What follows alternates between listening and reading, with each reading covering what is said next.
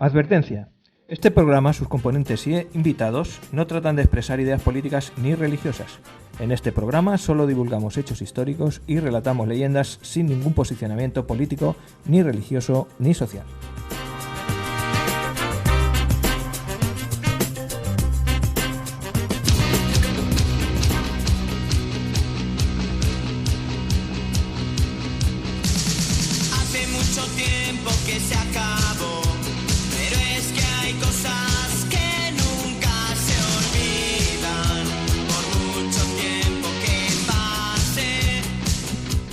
Supongo que yo cobro doble, ¿no? Porque un día fallas tú, el otro día falla el otro, y yo aquí estoy siempre. Las ovejas que salen por las que entran. Las gallinas. Las gallinas. Bueno, los animalicos son todos. Las gallinas. Que estarán preguntándose todos nuestros seguidores que por qué hoy el Melenas no está con nosotros. Pues porque el electricista llegaba a su casa, tenía que atender al electricista. Así que no hemos conseguido encontrarle ni por teléfono siquiera. Nada. O sea que estamos tú y yo solos, pero muy bien acompañados, ¿no? Sí, estamos muy bien acompañados. Pues como no desvelamos la semana pasada de que iba esto, pues vamos a mantener el secreto un poquito, ¿vale? Sí. Venga. Ahora decimos quién es.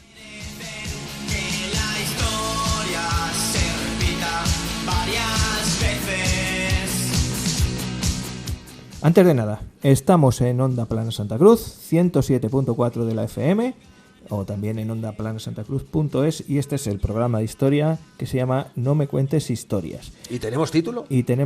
No, hoy no tenemos títulos porque es especial... Es todo misterio. Es todo misterio. Especial Egipto. Es misterioso como Egipto mismo. Bueno, luego cuando pongamos el podcast en iVoox pondremos el título correspondiente, pero de momento lo vamos a mantener ahí. Otro poquito de misterio más, ¿vale? Venga.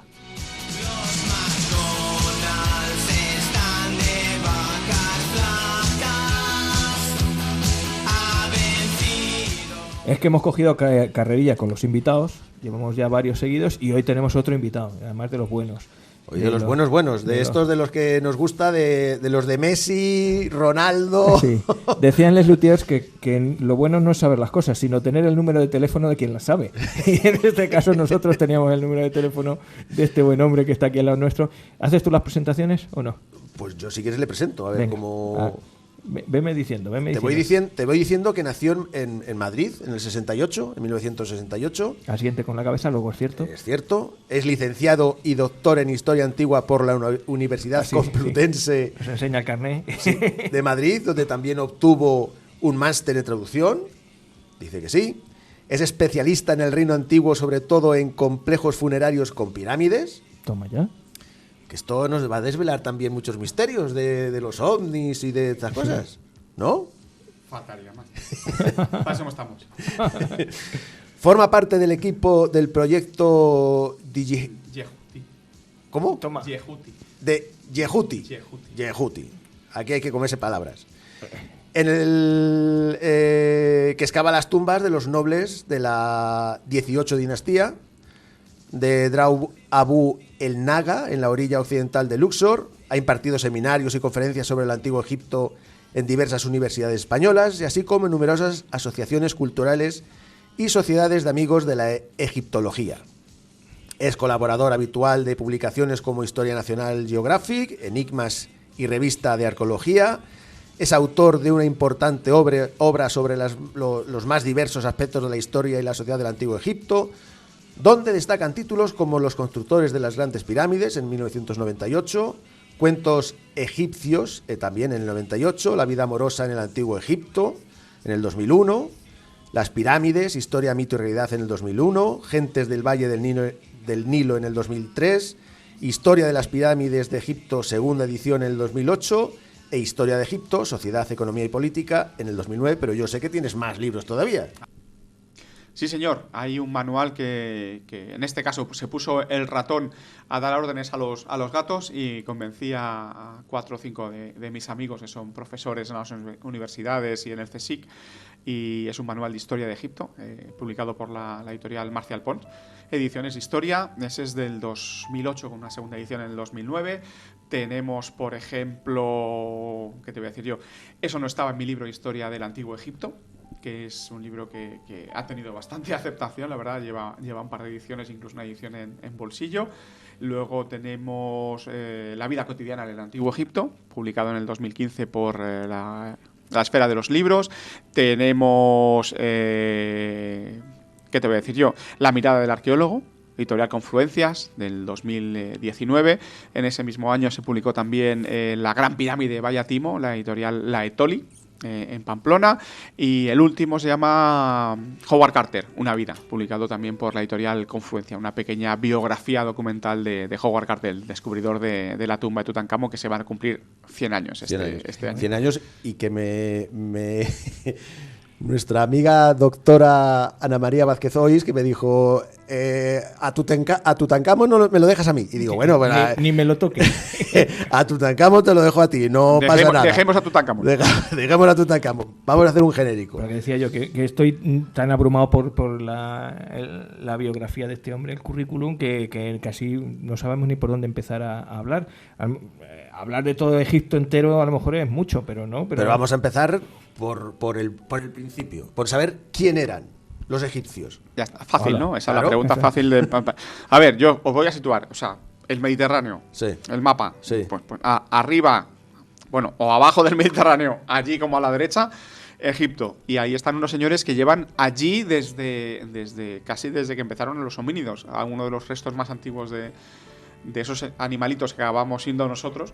Se encontró en Egipto.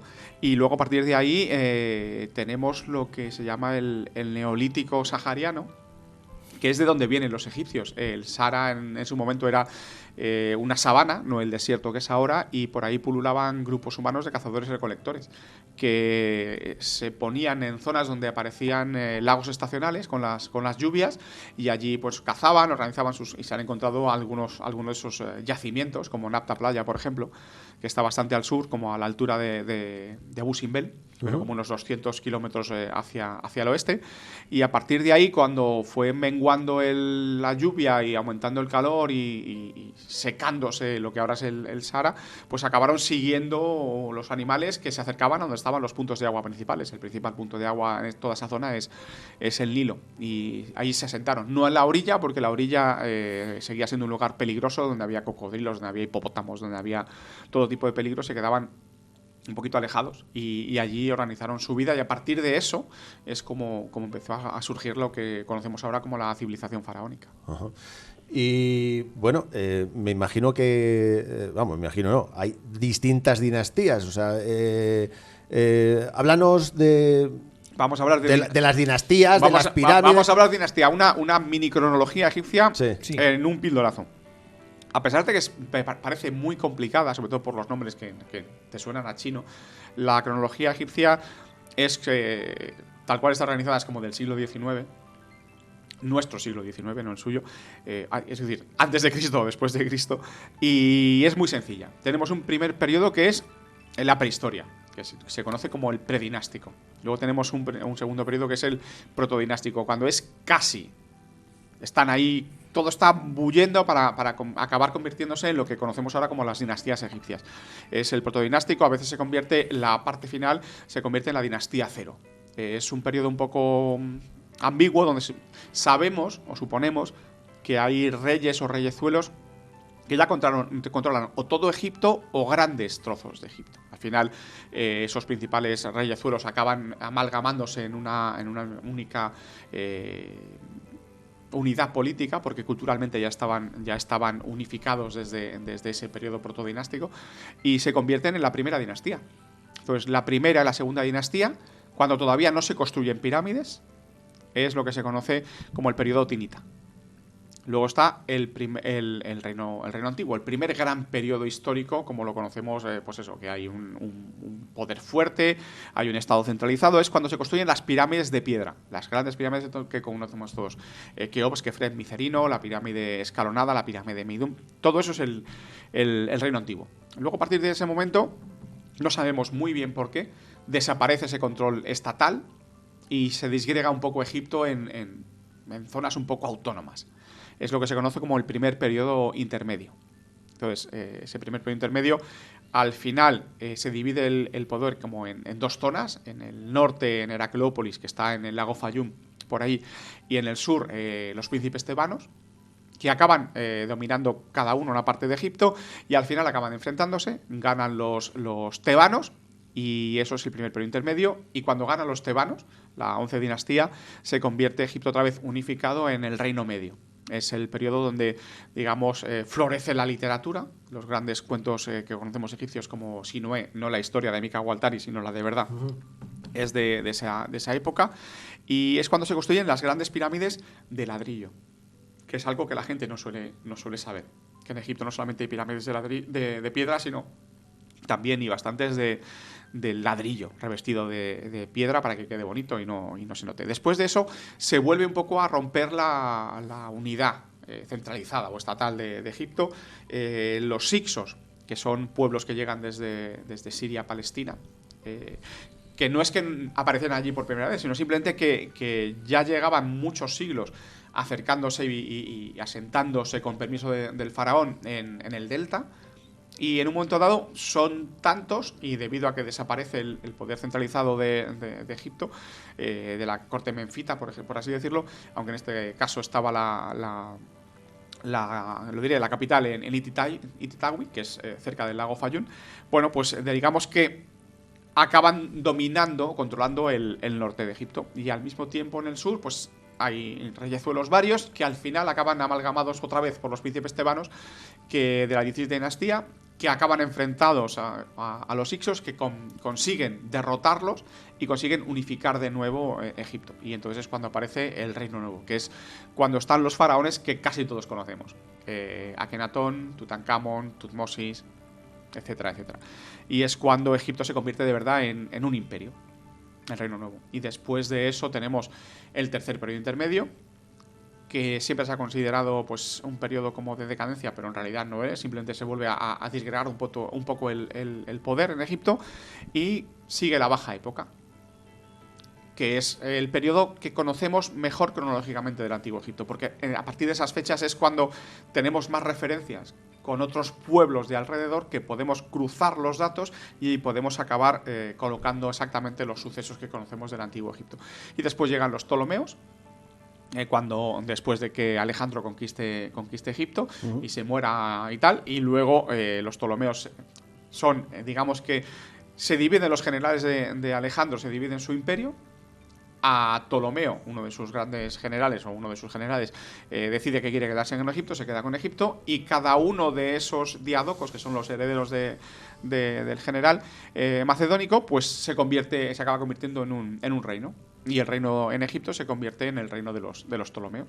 Y después de eso, con la última faraón egipcia, faraón no faraona, los faraones en Egipto siempre son masculinos, a pesar de que la que represente ese poder sea una mujer. Pues resulta que con Cleopatra VII, y primero con Julio César y luego con Marco Antonio, pues cuando acaba derrotada por Octavio, el que será el primer Augusto, el primer princeps del Imperio Romano, pues acaba derrotada. Y Roma se hace con Egipto y se convierte no en una provincia del imperio, sino en una provincia imperial. Eso significa que el emperador es el que hace y deshace. Hasta tal punto que los senadores tienen prohibido pasar a Egipto si no es con el permiso expreso del emperador. ¿Por qué? Porque Egipto era un productor básico de cereales para que luego el emperador pudiera llevar toda esa producción cerealística a Roma y hacer esos repartos gratuitos que los panes equirquenses, ¿no? Panem equirquenses es los juegos de mantener un poco el control social, ¿no? Pues eso es un poco muy resumida la historia de Egipto. Muy resumida, pero hay lío, ¿eh? Hay lío. Sí. Ya esto le tienes que sumar. Hay 30 dinastías. Depende de quién cuente, 30 o 31. Pero en fin, hay un par de periodos ahí hay un periodo de la dinastía 25 que es faraones venidos de Nubia, que estaban tan aculturados que estaban viendo lo que pasaba en Egipto y habían decidido que eso no podía ser, que había que poner un poco de orden. Entonces los faraones reyes nubios llegan a Egipto, lo conquistan y se convierte en la dinastía 25 de los faraones cushitas. Luego hay un par de conquistas de los emperadores persas. Entonces, y a partir de ahí y luego al final acaban llegando, pues ya te digo, Alejandro y luego los romanos.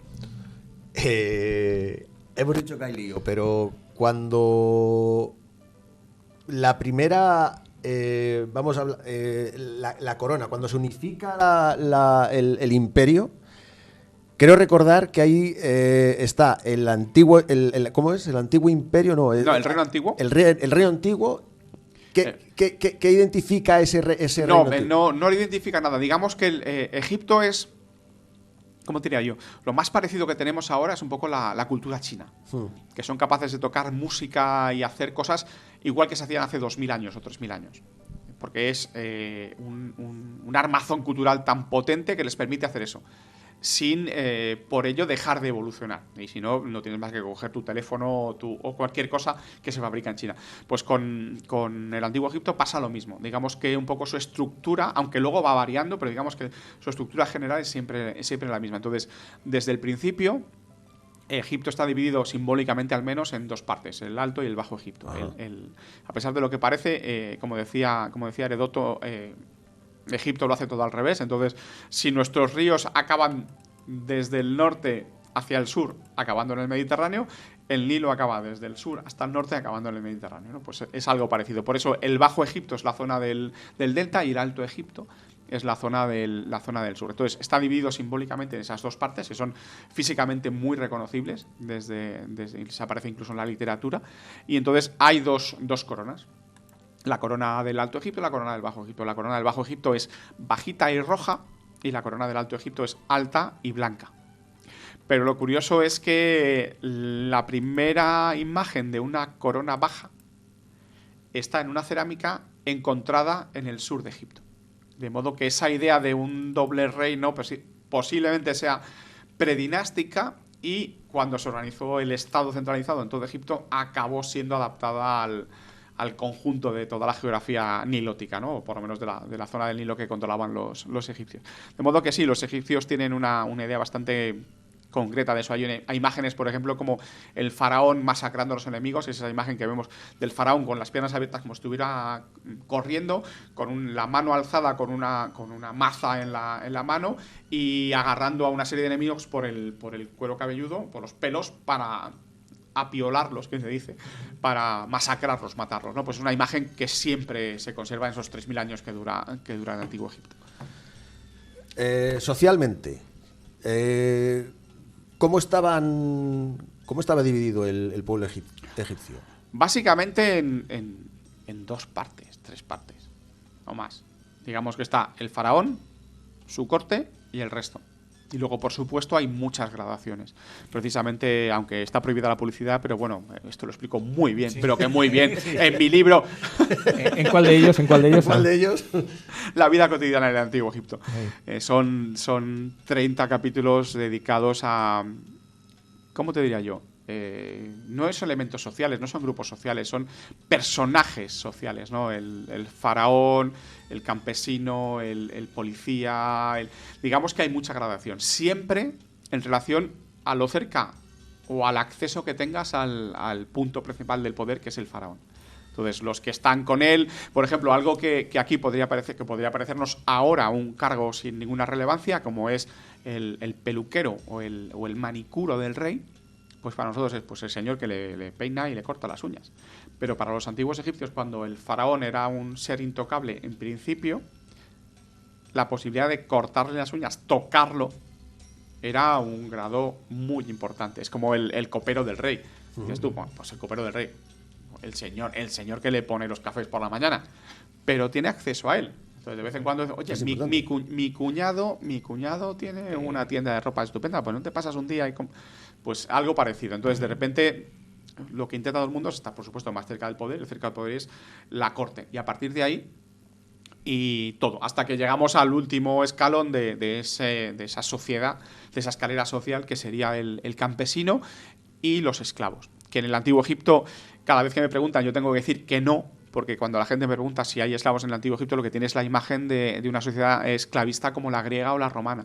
En el Antiguo Egipto sí que había esclavos, pero eran mínimos, unos miles en todo Egipto. ¿Por qué? Porque acababan convirtiéndose un poco en parte de la familia extensa del señor que los tenía. La mayoría eran personas conseguidas en la guerra. Un soldado derrotado, una familia, alguien que el faraón le había concedido, o si no que el faraón había derrotado a un ejército y de repente reparte esos cautivos, hombres y mujeres y niños, a los distintos templos, grandes templos del país, ¿no? Entonces sí hay esclavos, pero no es una esclavitud a la romana.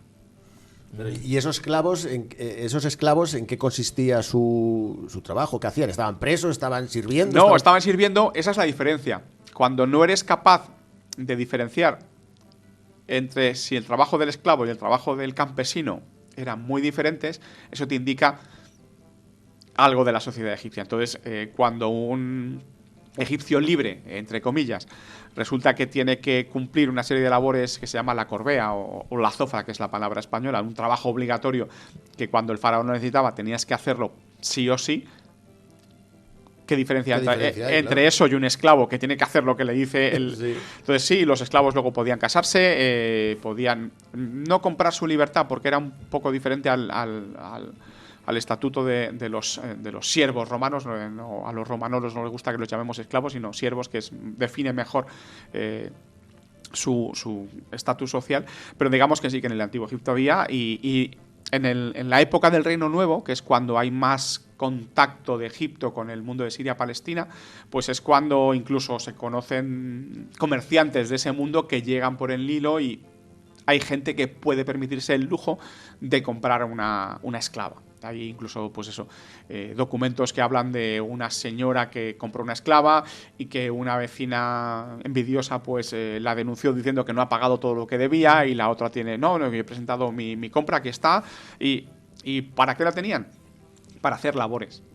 Pero eso mismo es lo que hubiera hecho una niña, la que hubiera empezado a trabajar en esa casa, o la hija pequeña.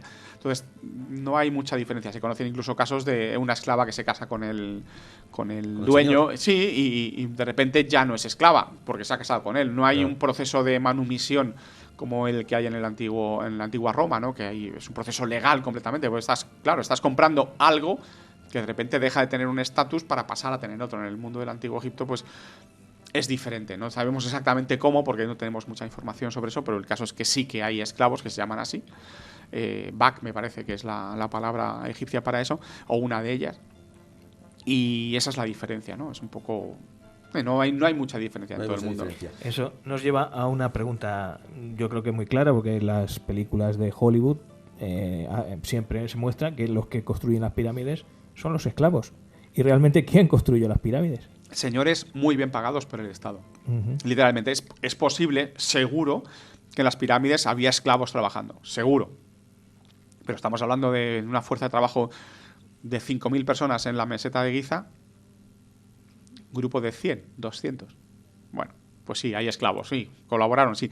Pero no, los esclavos no construyeron o los señores que construyeron las pirámides no eran esclavos, sino que eran funcionarios muy bien pagados por el Estado. ¿Por qué lo sabemos? Porque en el Antiguo Egipto, digamos que la mayoría de la población tenía un nivel de supervivencia. No pasaban hambre, pero no estaban nadando en la abundancia. Y sobre todo tenían una alimentación básicamente vegetariana. Digamos que las proteínas animales las veían pasar en forma de vaca pastando en el campo. Ya está, poco más. Es cierto que luego podían a lo mejor pescar en el río o de repente tenían algo de tiempo libre y podían ir a cazar una liebre en el desierto o una gacela que se hubieran encontrado, algo así. Pero poca carne. Luego, por supuesto, en fiestas de guardar esas cosas, el templo repartía carne. Pero lo sabemos que son bien pagados. En el Antiguo Egipto, hay que decirlo, no hay moneda. Entonces, todos los pagos se realizan en especies. Entonces, trigo, carne o lo que sea. Y sabemos que los que construían las pirámides recibían un suplemento de proteínas animales todos los días. Comían. Es muy importante esto porque hay una enfermedad que siempre digo mal, que es la vircialdosis. No tiene nada que ver lo que estoy tomando ahora con esto. Es simplemente que la lengua se... Nosotros tampoco sabemos si lo has dicho mal. No. Hay gente en la que yo estoy pensando que se está acordando de mí, pues dice, pero ¿cómo puede decirlo así? Bueno, es que ahora mismo tengo dislexia o el Alzheimer que me está afectando ya a mis años, y es una enfermedad que se contagia que tiene el 100% de la población egipcia en el mundo antiguo y que hasta los años... ¿Que tiene el 100%? Tenían, y hasta los años 80 o así, el 90% de la, casi el 90% de la población egipcia lo tenía también. Simplemente es un gusano que no te afecta, que se mete con las aguas estancadas, que se mete dentro de ti, que cría dentro de ti y que acaba siendo expulsado. Y se repite otra vez el ciclo. Y eso Pero lo que no, hace... pero no No, en principio no te mata, pero sí te debilita. Porque como se suele meter en la zona de los riñones y el aparato excretor, pues lo que hace es que te acaba haciendo, digamos, que orinar sangre. Los soldados napoleónicos que fueron eso a finales del siglo XVIII a Egipto, con la expedición napoleónica, llamaban los egipcios, o dejaban a Egipto, el país de los hombres que menstruan. ¿Por qué? Porque cada vez que uno de ellos hacía pis, salía con un tono rosa, un tono de que tenía esa enfermedad. No es una enfermedad mortal, entonces, si estás en aguas estancadas, que es lo que pasaba en Egipto, que bueno, tenían que estancar el agua de la crecida para poder regar sus campos, pues resulta que eso facilitaba el contagio, ¿no? Entonces, todo el mundo que estuviera en contacto con ese agua acababa contagiado. Y todo el mundo acababa contagiado porque todo el mundo acababa en ese agua de un modo u otro. Incluso el faraón, porque tenía que hacer algunas ceremonias para romper los diques y tal, que hacía que acababa en el agua. Bueno, pues todo eso hace que pierdes sangre y acabas con anemia. O con una anemia ligera, digamos. Si además no comes proteínas, comes poca grasa y tal, digamos que las ganas de trabajar o las fuerzas para trabajar eran pocas. Por eso, el que recibieran carne todos los días indica de verdad que eran gente privilegiada. Y bien pagada. Y bien pagada. ¿Te suena algo así como esquistosomiasis? Esquistosomiasis, es perfecto. Ahora busca cómo se dice eso a la antigua, que se dice viciardosis o algo así. Aquí lo acabo de encontrar. Esquistosomiasis. Se llama, el gusanito se llama esquistosoma. Ahora que me lo dices ya me sale todo de cabeza. Oye, y a estos obreros, a estos funcionarios bien pagados, ¿alguna vez se les dejó de pagar? Sí, pero no en el Reino Antiguo que sepamos. La primera huelga registrada de la historia aparece en la dinastía 20 del Antiguo Egipto, en el año 29 de Ramsés III. Resulta que es una época un poco complicada. Estamos además hablando del año 29 del reinado del faraón. En el Antiguo Egipto había una ceremonia que se llamaba la fiesta Sed. Y la fiesta Sed es una ceremonia que simbólicamente recuperaba la energía total del faraón y le permitía seguir reinando en condiciones óptimas otro tanto. Y resulta que esa ceremonia se celebraba cada 30 años de reinado y luego cada 3. O sea, después de la primera vez, a los 33, a los 36, a los 39, etcétera, etcétera. Y estamos en el periodo... Porque estaba ya a punto de palmar. Sí, la esperanza media de vida de los egipcios era, digamos que los 40, 35, 40 y tal. Es cierto que hay mucha mortalidad infantil y que si conseguías sobrepasar ese periodo tenías posibilidades de llegar a los 50. Pero si haces la media, pues acabas llegando a esa edad tan limitada, ¿no? de vida. Entonces, cuando él llegaba, es básicamente, además, para los historiadores, una generación son 30 años. Entonces, bueno, estamos hablando de la generación, digamos que funciona. Entonces, y esto me he ido porque estamos hablando de la primera huelga. De la primera huelga. Entonces, estamos hablando del año 29, estamos en un periodo en el que el caos está como empezando a apoderarse del Antiguo Egipto porque el faraón está perdiendo energía, tiene que celebrar su fiesta Sed y recuperarla. Y en un momento dado, los señores que construían excavaban y decoraban las tumbas del Valle de los Reyes, que estaban viviendo en un poblado cercado allí, oculto detrás de una colina que es de Ir el Medina, de repente dejan de recibir sus raciones mensuales. O lo que es peor, las reciben, pero no son de la calidad que tienen que tener. O sea, a los obreros les pagaban diariamente. No, o mensualmente. Los egipcios tenían un calendario que es de 365 días, dividido en 3 estaciones: Ajet, Peret y Shemu, que es inundación, siembra y recogida, o germinación y recogida, o cosecha. Cada uno cada mes con 3 semanas de 10 días. Entonces, ese es el calendario egipcio.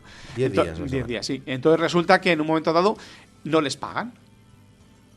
O les pagan y como se quejan al visir, dicen, bueno, es que nos tenían que haber pagado con cebada de calidad, con grano de calidad, nos han dado grano de basura.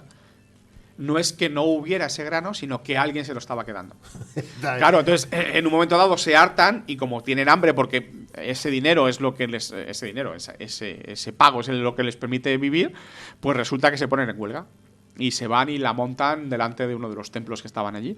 Y al final. La primera manifestación. Exactamente. También. Entonces allí les dicen la primera ocupación de un lugar pacífica.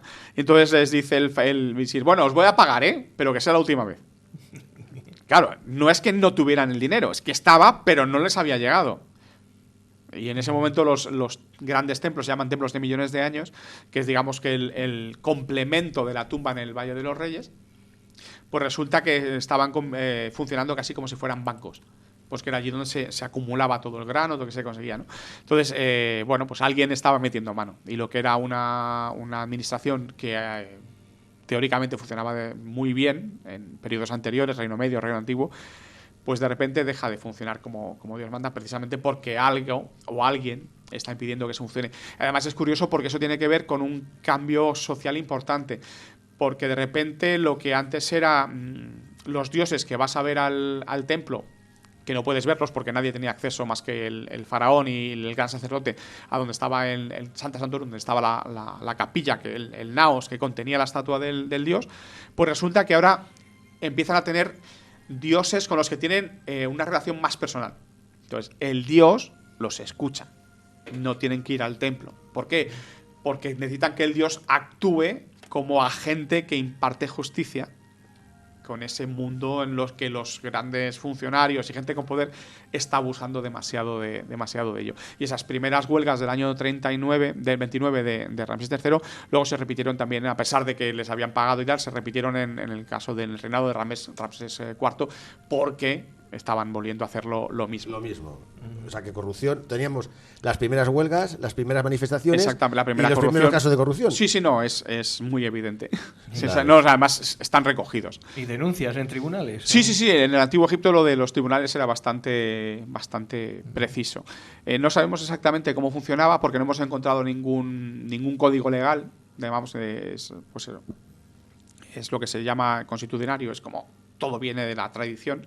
Entonces, si antes se juzgó algo y la pena impuesta fue tal, pues suponemos que... Pero también conocemos casos como el de Mose, en el que 200 años después de que alguien recibiera una tierra como pago por un trabajo bien hecho durante una guerra, un heredero quiso quedarse con todo y otros herederos querían su parte y acabaron accediendo a los registros que estaban guardados en el palacio o la zona que se hubiera considerada como centro administrativo, y resulta que para que tengáis una idea de lo que es la corrupción, el señor encargado de ir a buscarlos falsificó, con ayuda del señor que había presentado, que se quería quedar en los terrenos, falsificó los documentos. Y luego al final, pasados 10 años más, la otra parte pudo demostrar que habían falsificado los documentos y efectivamente les devolvieron las tierras como Dios manda. Entonces, eso indica que 200 años después se conservaban registros de propiedad de hace 200 años, para que te hagas una idea de cómo funcionaba. No tenemos un código civil, pero sí sabemos que funcionaba.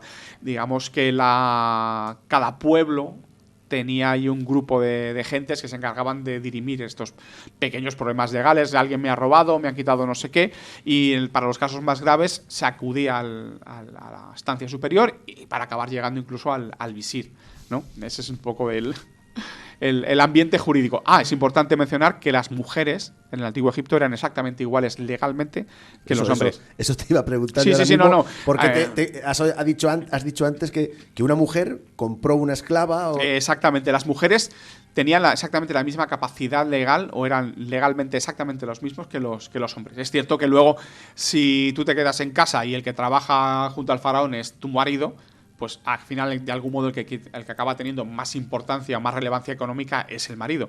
Pero esa señora, si heredaba, no era de los dos, era suyo. Y si se casaba y si divorciaba a su marido de ella se quedaba con 1/3 de todas las propiedades, más su dote. Hoy no, y se queda con todo. Bueno, depende de la jueza. Pero sí, así estamos. En ese sentido, en el Antiguo Egipto los hombres y las mujeres eran iguales, hasta el punto de que las mujeres podían denunciar a sus maridos, podían presentar quejas ante el tribunal, su testimonio tenía el mismo valor que el de un hombre, nada de eso. Necesitamos 2 testimonios de mujeres para equilibrar al testimonio de un solo hombre. No, eran exactamente iguales. Eso significa que se educaban igual, te quiero decir pero no las mujeres no eran escribas, por ejemplo.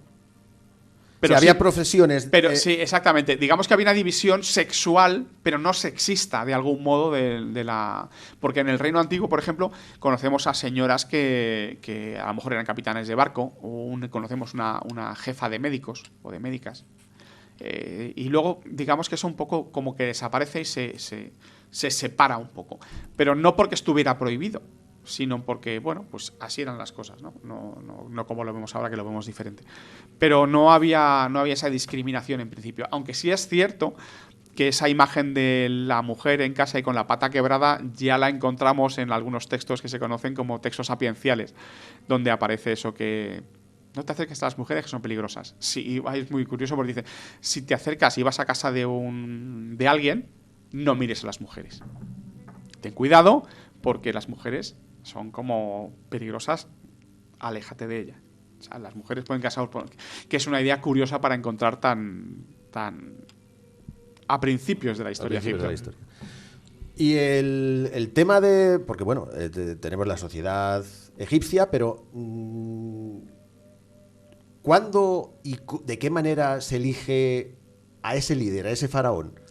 ¿Quién le elige? ¿Es un dios? ¿Es un...? No, es la imagen del faraón, o lo que es el faraón, es complicado, porque va variando un poco. Si al principio era un semidios, digamos que el faraón es siempre el intermediario entre el mundo, el único que tiene capacidad para ser intermediario entre el mundo divino y el mundo del hombre. Si en la antigua Mesopotamia, digamos que los hombres eran los esclavos de los dioses, que los habían creado precisamente para que los sirvieran. En el antiguo Egipto están los hombres y los dioses. Y si los hombres tratan a los dioses como Dios manda, los dioses se encargan de que todo funcione muy bien en el antiguo Egipto. De hecho, una de las críticas que hace la estela de Tutankamón sobre Ajenatón es que, bueno, cuando reinaba este señor, los dioses fueron tratados de muy mala manera. Claro, evidentemente dejó de hacerse no en todas partes, pero digamos que el faraón dejó él de hacer donaciones y dádivas y ofrendas a los dioses, y se centró en uno. Entonces todos, como dice el texto, dieron la espalda a Egipto. Y dice, yo lo estoy haciendo bien porque estoy otra vez ofrendando a los dioses y abriéndolo, ¿no? Esa es un poco una relación curiosa. El primero, pues no sabemos cómo surge. De repente sabes que lo que era un jefe, un reyezuelo, pues de repente acabó consiguiendo un estatus en el que se reunía la parte religiosa con la parte política. Entonces el faraón es el único que puede hacer ofrendas a los dioses. Evidentemente, a pesar de ser un ente casi divino, en el mismo sentido que lo es, por ejemplo, el Papa. Que el Papa es una persona normal, pero de repente lo entronizan, porque es lo que es, lo entronizan, y se convierte en infalible. Pues pasa un poco lo mismo con el faraón.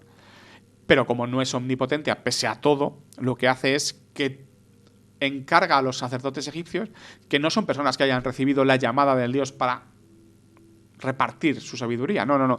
Son señores, funcionarios, a los que el faraón elige digitalmente para que ocupen un cargo. Y entonces, por eso en todas las paredes de todos los templos, lo que vemos es al faraón haciendo los rituales. Nunca vemos a los sacerdotes.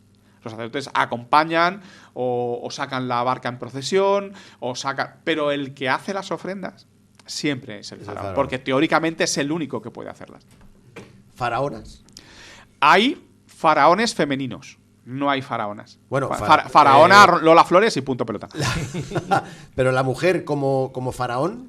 Sí, hay ejemplos, en el sentido de que siempre, digamos que como miembro de la familia real, antes se pensaba, hasta el año 86, que es una tesis doctoral de Lana Troy hablando sobre esto, se pensaba que, digamos, que era la mujer la que transmitía la capacidad de ser faraón. Pero no, lo que pasa es que si eres faraón y accedes al poder y te casas con una mujer de la familia real, eso te da caché, evidentemente. Pues es un poco lo que pasaba. Y cuando hay periodos de crisis en los que de repente el linaje masculino desaparece, siempre suele aparecer en el Antiguo Egipto una mujer que durante ese periodo concreto que se encarga de convertirse en reina, faraón de Egipto. No hay muchas, tenemos a Nefertiti, tenemos a Sobekneferu, tenemos a, bueno, Nitocris no es, y tenemos lo diré, se me ha ido el nombre de la cabeza, al final de la dinastía 19. Hubo una a la cual, no me acuerdo del nombre, Hatshepsut es la más conocida. a la cual otro faraón intentó borrarla. Sí, Hatshepsut, precisamente. Esa. Hatshepsut es un caso muy peculiar, porque digamos que durante la 16 dinastía, que es el periodo precisamente cuando están los Hicsos en Egipto y están reconquistando la unificación o la unidad política, los príncipes tebanos, pues resulta que las mujeres de esa familia tienen mucho poder político. Colaboran casi como iguales, por lo menos en el aspecto práctico, no tanto en el aspecto que vemos ideológico, sino en el aspecto práctico, y se convierten en personajes muy importantes. Y resulta que Hatshepsut es la heredera directa de esas importantes mujeres de la 17. Entonces llega un momento en el que su marido, que ha nacido que es su medio hermano, que ha nacido de una esposa secundaria junto con su padre, Tutmosis I, nace Tutmosis II con una esposa secundaria, pero ella es hija de la gran esposa real.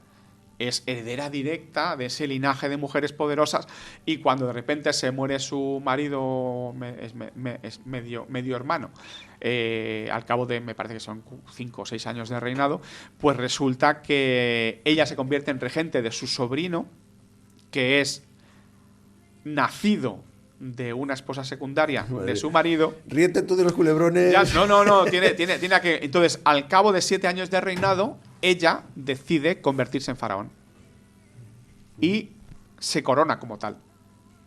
Y actúa a la vez que su sobrino, y aparecen los nombres de los dos en todas partes. Es una corregencia, es la única corregencia desde mi punto de vista que existe en el Antiguo Egipto. Y así funciona.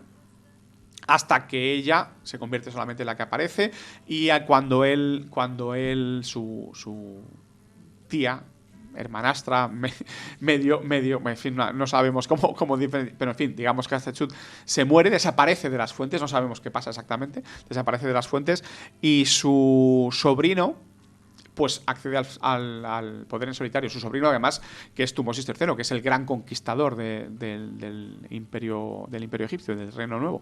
Y no intenta borrarla porque hubiera sido mujer o porque lo hubiera hecho mal, sino que intenta borrarla de los registros para que esa relación de poder del linaje femenino desaparezca y su hijo sea el heredero sin ningún tipo de problemas. Ya. Es un poco esa es una de las interpretaciones, porque luego hay varias. De todas maneras, esto es un poco, se meto yo en berenjenales porque no es mi periodo, entonces los especialistas en el Reino Nuevo están diciendo, a ver qué está diciendo este bruto. Pero bueno, digamos que grosso modo, lo que yo he dicho, vale.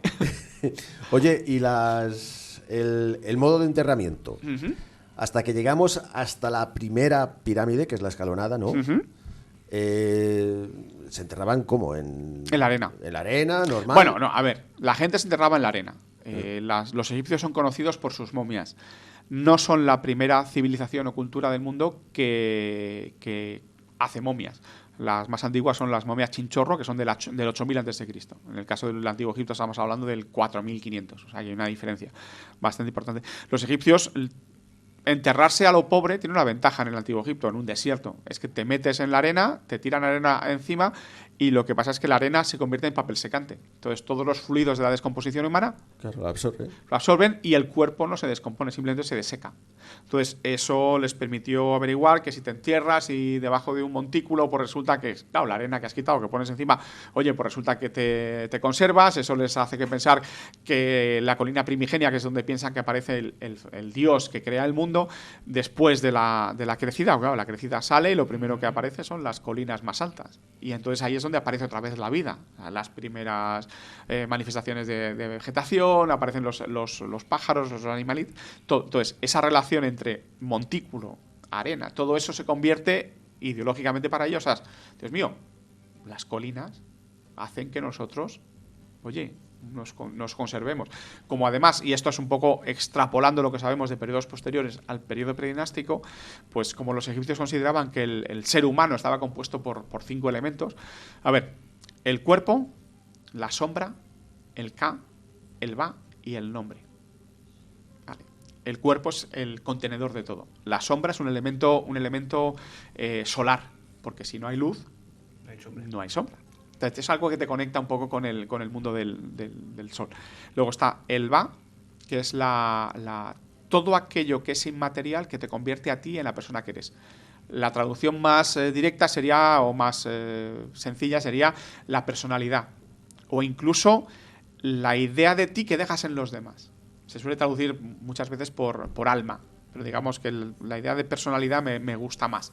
Y luego el Ka. El Ka es la energía, las pilas, por así decirlo, con las que naces, que los dioses transmiten a los faraones y los faraones de algún modo transmiten al resto y tus padres te transmiten a ti. Esa energía vital necesita ser alimentada.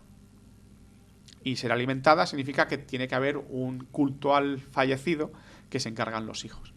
Entonces, bueno, cuando uno se muere, esos 5 elementos se deshacen, se separan, y gracias a los rituales funerarios, el Ba y el Ka se unen, se convierten en un Aj, en un ser transfigurado, y eso permite que vivan en el más allá y puedan ser alimentados, y eso es lo que mantiene un poco la idea de la vida tras la muerte, ¿no? Importante, el cuerpo tiene que conservarse porque es el que permite el anclaje en este mundo. Por eso los egipcios, claro, el Ba puede salir de la tumba, convertido en una imagen muy curiosa, que es un pájaro con cabeza de persona, que puede salir de la tumba, interactuar en el mundo de los vivos, y luego cuando llega la noche va hacia el otro lado. Por eso la momia tiene que existir, porque es el punto de anclaje que el Ba necesita para volver a la tumba y volver al más allá. Al mismo tiempo, el nombre es algo que te define. El amado de Ra, por ejemplo, Mini Ra, eso es de verdad para los egipcios. Te conecte. Porque los egipcios, lo que es escrito, lo que está escrito, es mágico, y al ser leído cobra vida. Por eso aparece el nombre del difunto por todas partes en la tumba, para que se sepa que esa tumba es suya. Todo eso hace que, bueno, la momia exista, que exista la modificación que los primeros ejemplos se conocen, ya te digo, desde 4.500 aproximadamente, y luego van cambiando y se va haciendo cada vez más preciso, ¿no? Pero, y la idea esta del montículo, de enterrar, Ah, bueno, espera, no, que ya me he acordado de que ir a la pregunta, claro, que luego me enrollo y me voy. Bueno. Estamos hablando de las primeras tumbas. Bueno, pues las primeras tumbas son agujeros en la tierra. Sí. Luego, según te vas haciendo más...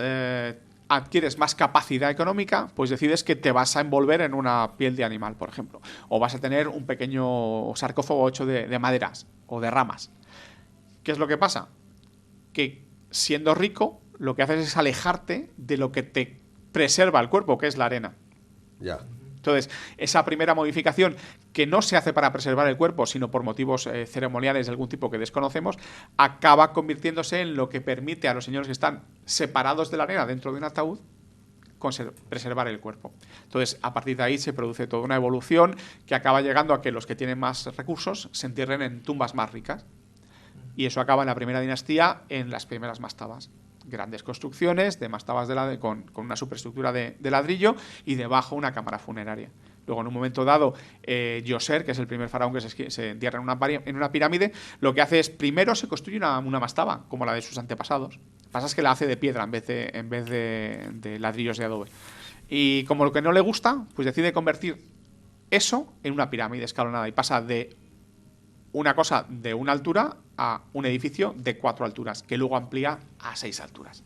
Y a partir de ahí eso tiene una forma escalonada que permite al faraón acceder, subir al más allá, a la esfera celeste, donde están sus congéneres, que son los dioses, que además se identifican con las estrellas circumpolares, que son las estrellas que nunca desaparecen del firmamento, porque siempre están girando alrededor de la estrella polar, que siempre está dando vueltas, pero nunca desaparecen del firmamento como el resto de las estrellas. Son las estrellas imperecederas para ellos.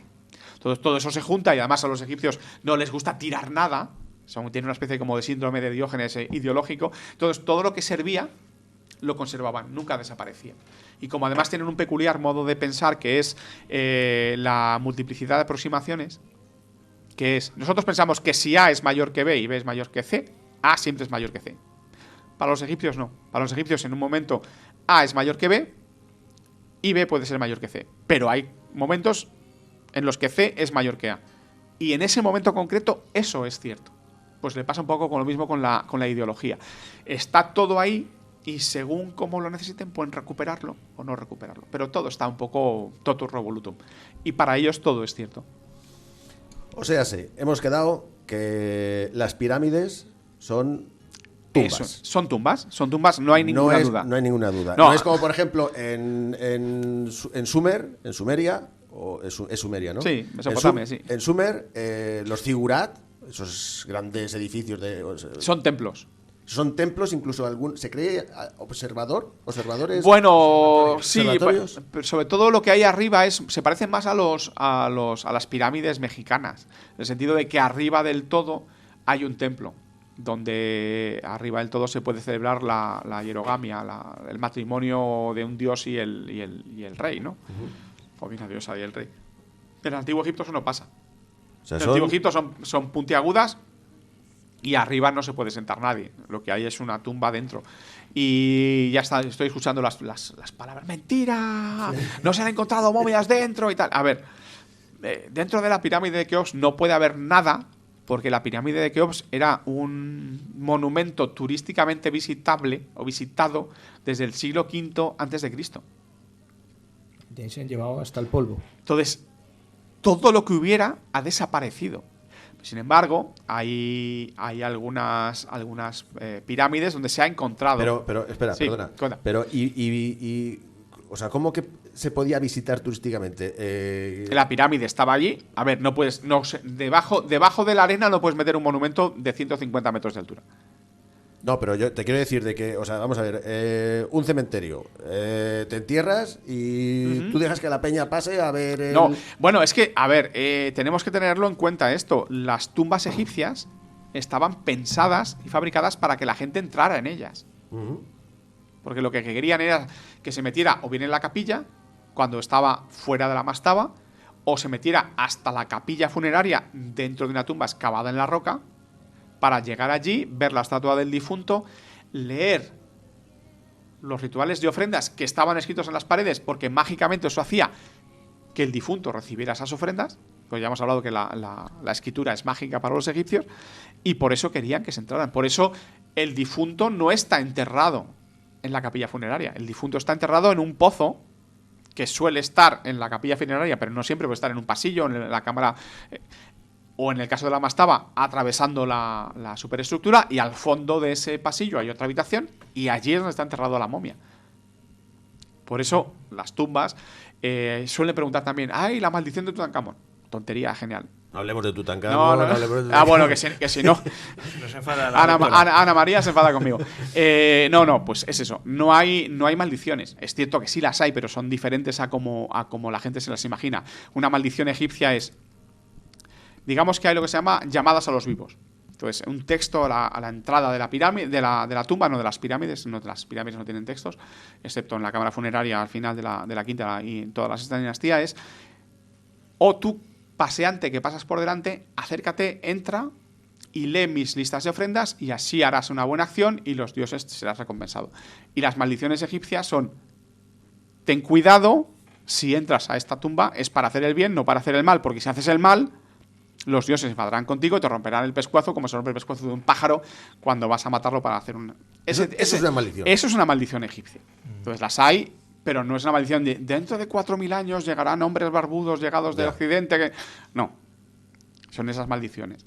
Entonces eso es lo que les permite, ideológicamente por lo menos, mantener un poco de la seguridad. Entonces estamos hablando de las tumbas, de las pirámides como tumbas, que es lo que son. Resulta que en la Gran Pirámide estaba abierta. Entonces, los egipcios de la época, los romanos de la época, los griegos de la época, que llegaban a Egipto, iban a verlas y las visitaban.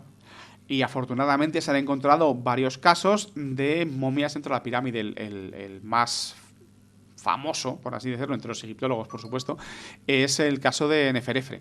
Es un faraón de la quinta dinastía, está enterrado en Abusir y en el año 97 el equipo checoslovaco, ahora checo, que lo excava, encontró la momia dentro de la cámara funeraria de la pirámide, que en realidad no llegó a ser construida como pirámide, se quedó en Mastaba porque el faraón se murió al cabo de 2 años de reinado y no llegó a llegar más allá la pirámide. Ese es un caso muy conocido. En la pirámide de una reina que hay al lado también apareció la momia. Se han encontrado restos de los vasos canopos, que como todo el mundo sabe, si no se lo cuento yo, es donde se enterraban los órganos que se sacaban del cuerpo humano al hacer la momificación, el hígado, los pulmones, el estómago y los intestinos. Cada uno de esos se sacaba, se embalsamaba por separado y se guardaba en un vasito de piedra. Bueno, pues no se han encontrado la momia, pero se han encontrado restos de esos vasos o se han encontrado restos de esos órganos. Y otro caso muy, muy interesante es el caso de Yetkari Sesi, que es un faraón también de la quinta dinastía, que su pirámide fue excavada durante la Guerra Mundial, la Segunda Guerra Mundial. Desgraciadamente, los señores que lo excavaron fallecieron antes de llegar a publicar nada, pero sí sabemos que se encontró un cuerpo dentro, una momia, y esa momia se guardó en el Cairo, en la colección de la Facultad de Medicina. Y años después, los checos, que en Abusir encontraron una fila de mastabas en las que había varias mujeres que decían que eran hijas carnales del rey. Entonces hicieron un análisis de la sangre, hicieron un estudio osteológico de los esqueletos. Y el paleopatólogo que se encargó de eso, Eugen Strogal, que se murió hace unos años, checo, pues dijo, dicen que son hijas de Yetkari Sesi. Yo recuerdo que se había encontrado su momia. Entonces hizo un estudio comparativo de la sangre y de los esqueletos. Si tú eres capaz de reconocer a un hijo y a un padre, es porque su estructura ósea es muy similar, eso permite que pues eso un experto en huesos es capaz de verlo, aunque tú no ves más que un esqueleto y te da igual, él sí que lo ve. Y luego se puede analizar, se miden y se llegan y dice, tú me das, en el caso de un accidente, se han muerto todas estas personas, ha habido un incendio, solamente me quedan los cuerpos, los estudio, los analizo y te digo, este es su padre, estas son sus hijas. Y ese señor dice, este es el padre y estas son las hijas. Y además analizan la sangre y resulta que todos los elementos coinciden. Este señor es el padre y estas dos señoras, que además son hermanas, y se nota, son sus hijas. Y además, por si eso fuera poco, hay un pequeño detalle en el cráneo que no tiene todo el mundo, es una pequeña protuberancia en algún lado, que tiene esa momia y que tiene las momias de sus hijas, dice. O sea, tú esto se lo das a un moderno, a un paleopatólogo, a un forense moderno, y dices, analízame como tal, y te dicen, estos son, sí, relación familiar estrecha. Y eso, señor, esa es una momia que apareció en la cámara funeraria de otra pirámide. Y como esas hay muchas. Digamos que tenemos restos humanos encontrados en tumbas piramidales de todas las dinastías. Tenemos de la tercera dinastía, los restos, por ejemplo, del niño enterrado en la tumba sur de la pirámide de Djoser, la pirámide escalonada. Tenemos en la quinta dinastía, los que acabamos de hablar, Neferefre, Yetkari Sesi. Tenemos en la sexta dinastía, en Pepi I, tenemos restos del contenido de los vasos canopos. De Yedefre, de la cuarta dinastía, tenemos restos de los vasos canopos de una esposa enterrada al lado de la pirámide de Yedefre. Y en el Reino Medio también tenemos restos humanos encontrados dentro de las pirámides. La más conocida es la reina Aat, encontrada en la pirámide de Amenhotep III. Y entonces, el misterio de la construcción de las tumbas, de las pirámides. Hemos hecho un programa una vez que dice un amigo mío, que es lo que vas a decir, que las pirámides no la pudieron hacer los egipcios porque eso es mucho lío, que la han hecho unos extraterrestres. Bueno, cuando me dicen eso digo, vale, ¿pero qué pirámide? Porque es que todas las pirámides no se construyeron igual. Hay variaciones. Las pirámides del principio, la primera pirámide, por ejemplo, está construida con bloques de piedra que tienen el tamaño de grandes ladrillos. 50, 60 kilos, bloque de piedra, un sillar. que puede llevar un señor cachitas o entre dos para ser más fácil, ¿no? Sí. Más ligera la tarea. ¿Vale? Fantástico. Van subiendo, se van haciendo más grandes hasta llegar a las más grandes, que no son las de la Gran Pirámide, sino las de Kefren. El tamaño medio de los bloques que se ven de la Gran Pirámide son 2 toneladas. 2 toneladas y media. El tamaño de los bloques de la pirámide de Kefren, el medio, es 3 toneladas. Son más grandes, nadie habla de ellos. Bueno, resulta que las pirámides están construidas seguramente utilizando o dejando a propósito un mojón de roca de la meseta alrededor y sobre encima del cual se construye la pirámide. Eso significa que en el caso de la pirámide de Yedefre, que la han desmochado por completo, solamente queda ese mojón de roca, aproximadamente el 44% del volumen de la pirámide está en ese mojón de roca. Eso significa que los egipcios construían, sudaban, se morían muchos porque tenían que morirse unos cuantos construyendo, pero de repente ya tienes solamente el 66% del volumen. ¿Por qué? Porque en el caso de las pirámides es una forma geométrica en la cual el 80% del volumen se encuentra en el tercio inferior de la pirámide. Entonces, una pequeña rampa o una gran rampa que llegue hasta, por ejemplo, 10 metros de altura, que es algo factible, no es difícil, pero no es una cosa inimaginable, permite construir el 80% del volumen sin ningún problema. Por supuesto que luego hay que subir a 150 metros de altura para poner el piramidón, pero ya no tienes que construir tanto. Además, la gente cuando habla de pirámides se imagina siempre pirámides construidas como con bloques de Lego. Todos iguales, todos perfectamente cuadrados, todos perfectos. No.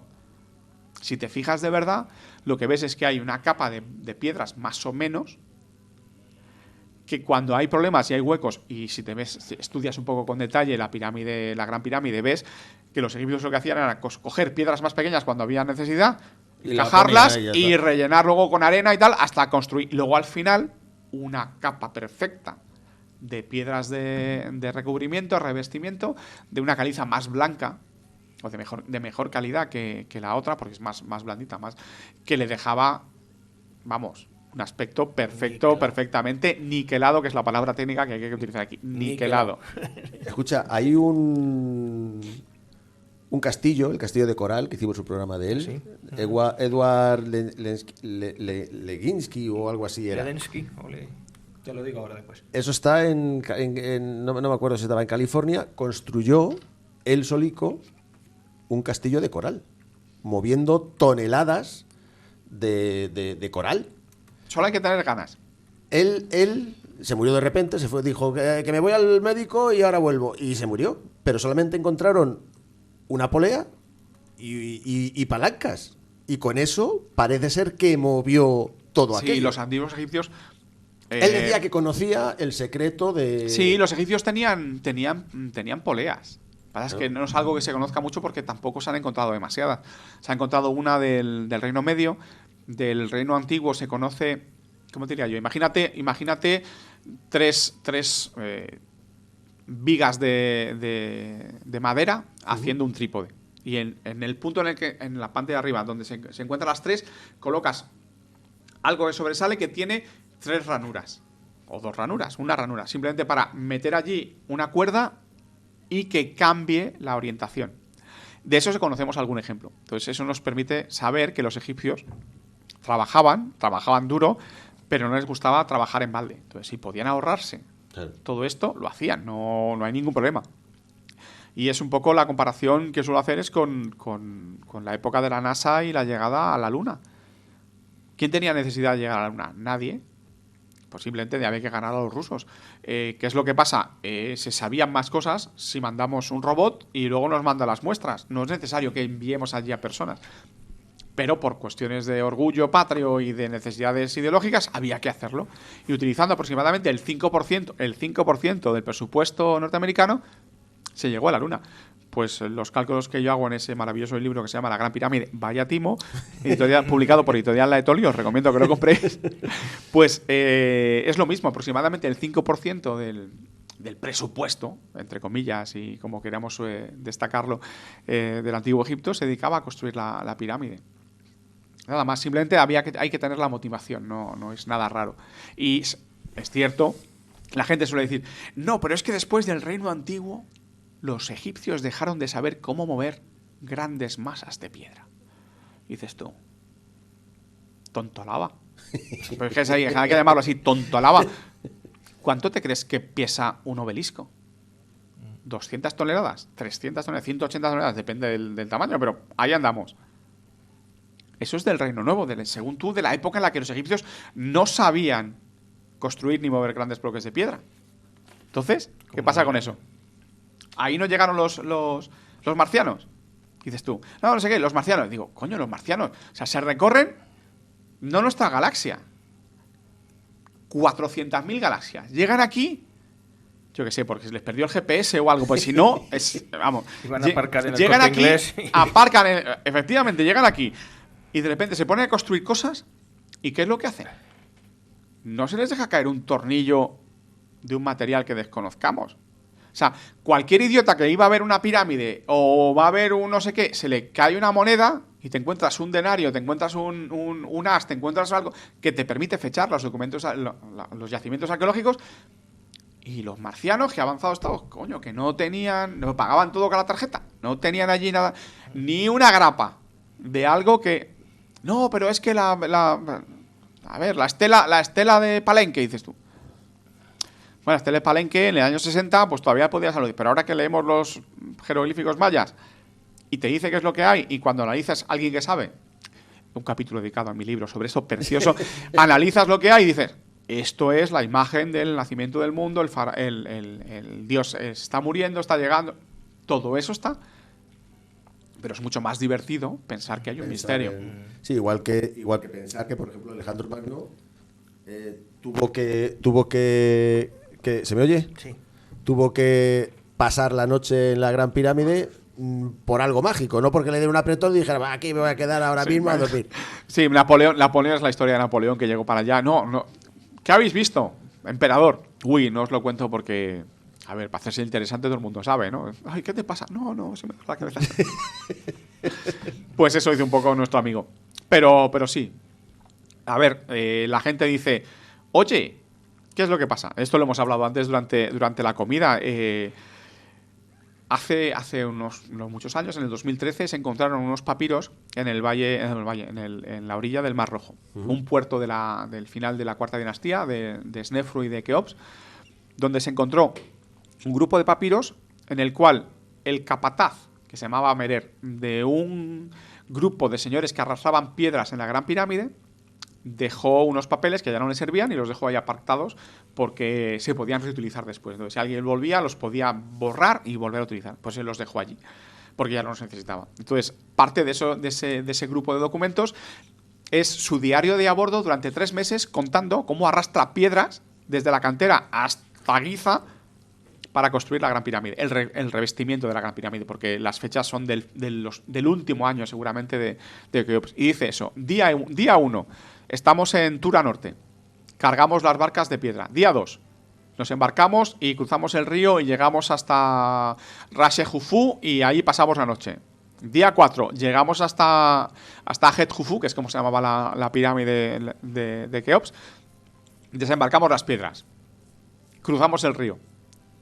Día 1, volvemos a cargar. Y así durante 3 meses. Y ahí no pone nada de platillos volantes. No pone nada de platillos volantes. Dice, a ver, esto te demuestra, a no ser que seas muy zote, que te gusten las paparruchas, que la parte exterior de la Gran Pirámide la construyeron los egipcios. Entonces, ya estoy escuchando las voces de los expertos en marcianos.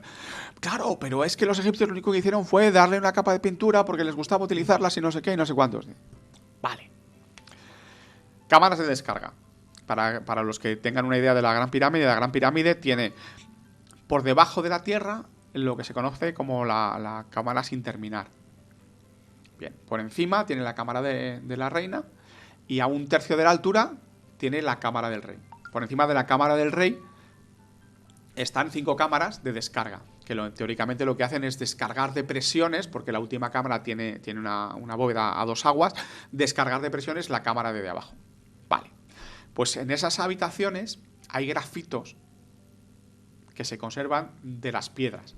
Porque construir una pirámide, aunque sea así, requiere una gran organización. Entonces, cada grupo de piedras o cada piedra llegaba con una escritura del señor escriba que controlaba esto, que además, para casos posteriores, dicen, esta piedra va a la esquina norte, esta piedra va al almacén, esta piedra va no sé, esta piedra... Entonces, en esas habitaciones aparecen los nombres del faraón, de Keops, 2 de sus nombres, y aparecen uno de ellos escrito de tal modo que colocaron la piedra y después colocaron otra. De tal modo que no hay modo de falsificarlo porque la piedra está rota, de tal modo que ves que el nombre continúa, pero ves que no hay posibilidad de meter nada que permita dibujar. Claro. Entonces, eso nos indica que esa piedra se colocó en el momento de construcción de la pirámide. Entonces, y aparece el nombre del faraón. Si esa parte demuestra que el interior de la Gran Pirámide la construyeron los egipcios y los papiros de Merer demuestran que la parte exterior de la Gran Pirámide la construyeron los egipcios, la Gran Pirámide la construyeron los egipcios. ¡Coño! Vale. Pero es que no hay más ciego que el que no quiere ver. No, pero eso les cuesta. Entonces, es como partir de... Para ellos, lo más que te dicen es, bueno, todas las pirámides, menos la Gran Pirámide, la construyeron los egipcios. Pero la Gran Pirámide es el modelo Egipto, que no sé qué, que hicieron los marcianos y los egipcios copiaron ese modelo. Les demuestras que la Gran Pirámide la construyeron los egipcios, dicen... Estoy pensando. Y luego, no, mentira. Para que tengas otro ejemplo. Estoy un día leyendo el correo y me llega un anuncio. En Facebook te han mencionado no sé dónde. Yo le doy al botón y es una discusión. Alguien ha dicho, sí, porque es que la Gran Pirámide... Entonces, pues te recomiendo que te leas este libro de José Miguel Parra que lo explica, no sé qué, no sé cuántos. Vale. Y yo me meto allí y digo, sí, es cierto, estos son los papiros de Merer. Además, está muy bien porque, fíjate, que han colgado en forma de PDF las conclusiones del libro donde lo aparecen y te lo explican. Está en francés, en inglés, lo puedes leer y le paso el enlace. Respuesta del muchacho. No, eso es mentira. Literal. Porque si fuera verdad, esto tendría que haber salido en el telediario y no ha salido y yo no lo he visto, luego es mentira. Claro. Y lo siento, yo no tuve la inteligencia en ese momento de hacerle un pantallazo para guardarlo. Porque ahora lo cuento y bueno, pues queda un poco así que me lo estoy inventando. No, de verdad. Y es así. Y me ha pasado, o sea, presentación del libro. Sí, porque el papiro de Merer, bla, bla, bla, foto, vale, genial. Y bueno, y si después de esto alguien me sigue pensando que las pirámides son de cosas de marcianos, pues tiene que hacérselo mirar. Ruegos y preguntas. Sí, cuéntame, yo soy de los que los tienen que hacérselo mirar, porque resulta que los marcianos... es muy... O sea, cambiar de idea es de las cosas más complicadas que puede hacer un ser humano, eso es cierto. Es como, no sé, cambiarse de equipo de fútbol, es como... ¿Que eres del Barça ahora mismo? ¿Cómo eres del Barça ahora mismo si eras del Atleti? ¿O eres del Madrid? ¿O cómo te has cambiado? Peor todavía, eras periquito, eras del Español y de repente te haces del Barça. ¿Pero qué estás pasando? Pues cambiar de idea para ciertas cosas es algo así, es muy complicado. La verdad es que no es sencillo. Sobre todo si has construido un poco tu mundo ajeno a tu realidad basándote en eso. Sí, porque luego tienen que si la pila, que si el pajarito este que dicen que es un avión, que si ruedas también. Sí, que si no tenían la rueda. A ver, los egipcios sí conocían la rueda, lo que pasa es que no la utilizaban. Que es un torno de alfarero. Es una rueda puesta en vertical. Se conocen ejemplos de la quinta dinastía de escalas con ruedas para atacar bastiones defensivos. Es cierto que es de la quinta dinastía, que no es de la cuarta dinastía. Vale, pero se conocen. Pasa es que en el antiguo Egipto un carro no tenía demasiada utilidad, en principio, porque si ibas por los terrenos que estaban inundados, todos están llenos de diques, está lleno de barro, y no puedes, si es barro, no puedes pasar con él. Y si te vas por el desierto, pues todos son rocas y tal. Hasta que no llega pues el Reino Nuevo y eso pues ya empieza a utilizarse el carro como elemento de prestigio y luego como elemento básico de los ataques en la zona de Siria-Palestina. Entonces sí se podía utilizar, pero digamos que no era muy, muy útil. Los egipcios para trasladar pesos utilizaban sobre todo burros. ¿Y si no tenemos esclavos? ¿Qué hacemos con los hebreos y Moisés? ¡Ay, adiós!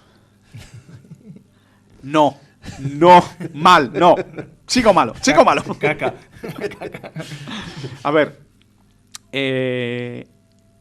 hebreos, vamos a ver, gente de Siria-Palestina ha habido siempre en la zona del delta. Siempre. Hasta el punto de que en un momento dado esas familias de poder acaban convirtiéndose en los dueños de la zona norte del país, que son los hicsos. pero no había un grupo especial identificado como los seguidores de Yahvé que construían pirámides y que luego persiguió el faraón. Y que eran azotados con el látigo.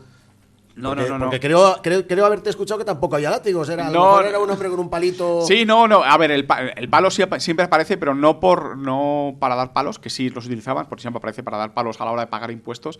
Pero el palo para los egipcios era un elemento de. En plan bastón de mando. Indica poder, capacidad para ejercer poder, ¿no? Eso es un símbolo de poder. Entonces, aparecen esos palos, pero no es el callado de Moisés para que se abran las aguas y yo atravieso. Es que en el caso de los antiguos egipcios, en el caso de que hubiera sido así, un grupo de 400 personas o 500 personas o 1000 personas que se va del control del faraón es... de que se vaya. No tendré yo gente aquí que quiere venir a trabajar a mi pueblo, que tenemos aquí trigo todos los años y no hay ningún problema. Pero la gente quería venir a Egipto, no quería irse de Egipto. Ese es el problema. Entonces, que eso no aparezca. Es como los cubanos que se quieren ir a Estados Unidos, no es que quieren salir de Estados Unidos a Cuba. Exactamente. La cosa es que para los egipcios eso no hubiera tenido ninguna importancia. Es cierto que por la ideología egipcia no hubieran registrado esa pérdida, porque los egipcios, como todo lo que se escribe se convierte en realidad cuando lo lees, no puedes reflejar un acto negativo. Por eso el faraón siempre es triunfante, por eso los ejércitos egipcios siempre vencen, por eso todos son cosas buenas. Ideológicamente eso es complicado. Pero es que al analizar la Biblia te das cuenta, o los que saben de estas cosas, te das cuenta que esa parte de la Biblia está referida a periodos posteriores. No hablamos del siglo X, sino que estamos hablando del siglo VII, VIII. Entonces, esa diferencia es complicada. De modo que la presencia de un grupo de constructores israelitas reconocidos como tal, como grupo que luego Moisés, que era...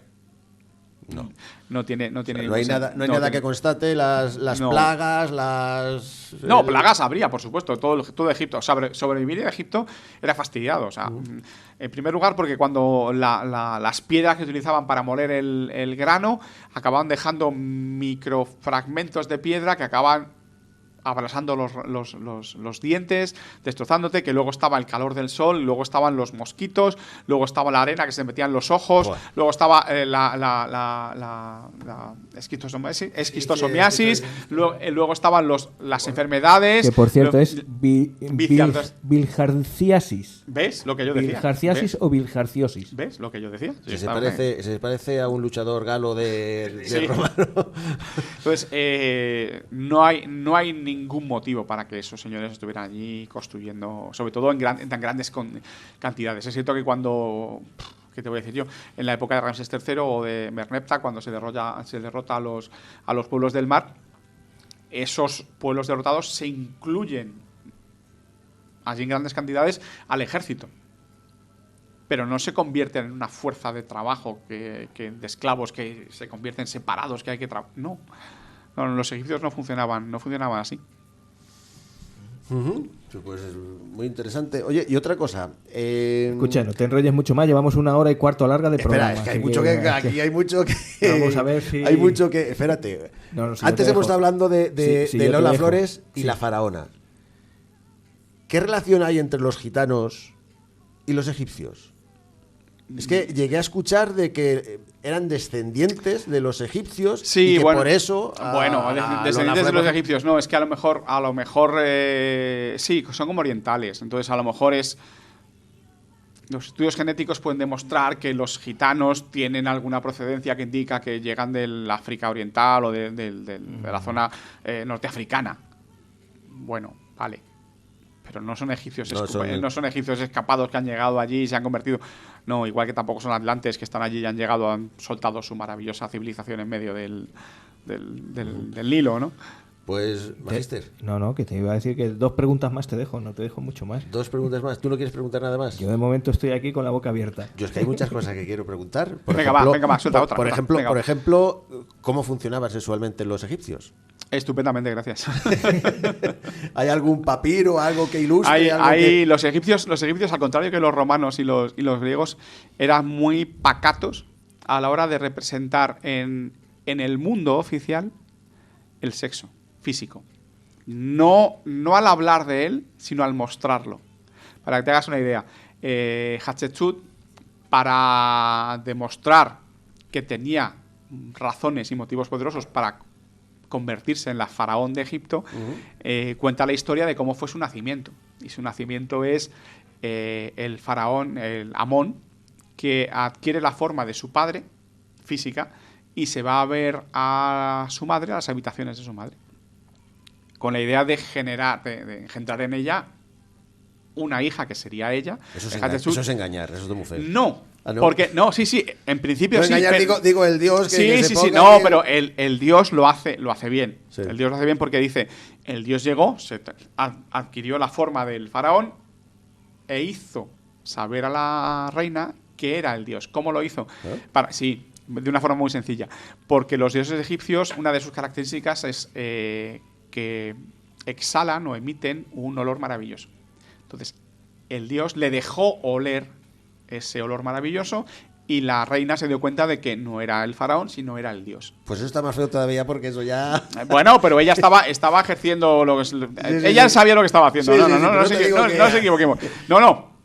El que sabía qué es lo que estaba haciendo era el dios. Porque hizo todo lo que quiso con ella, bla, bla, bla, bla, y luego repitió.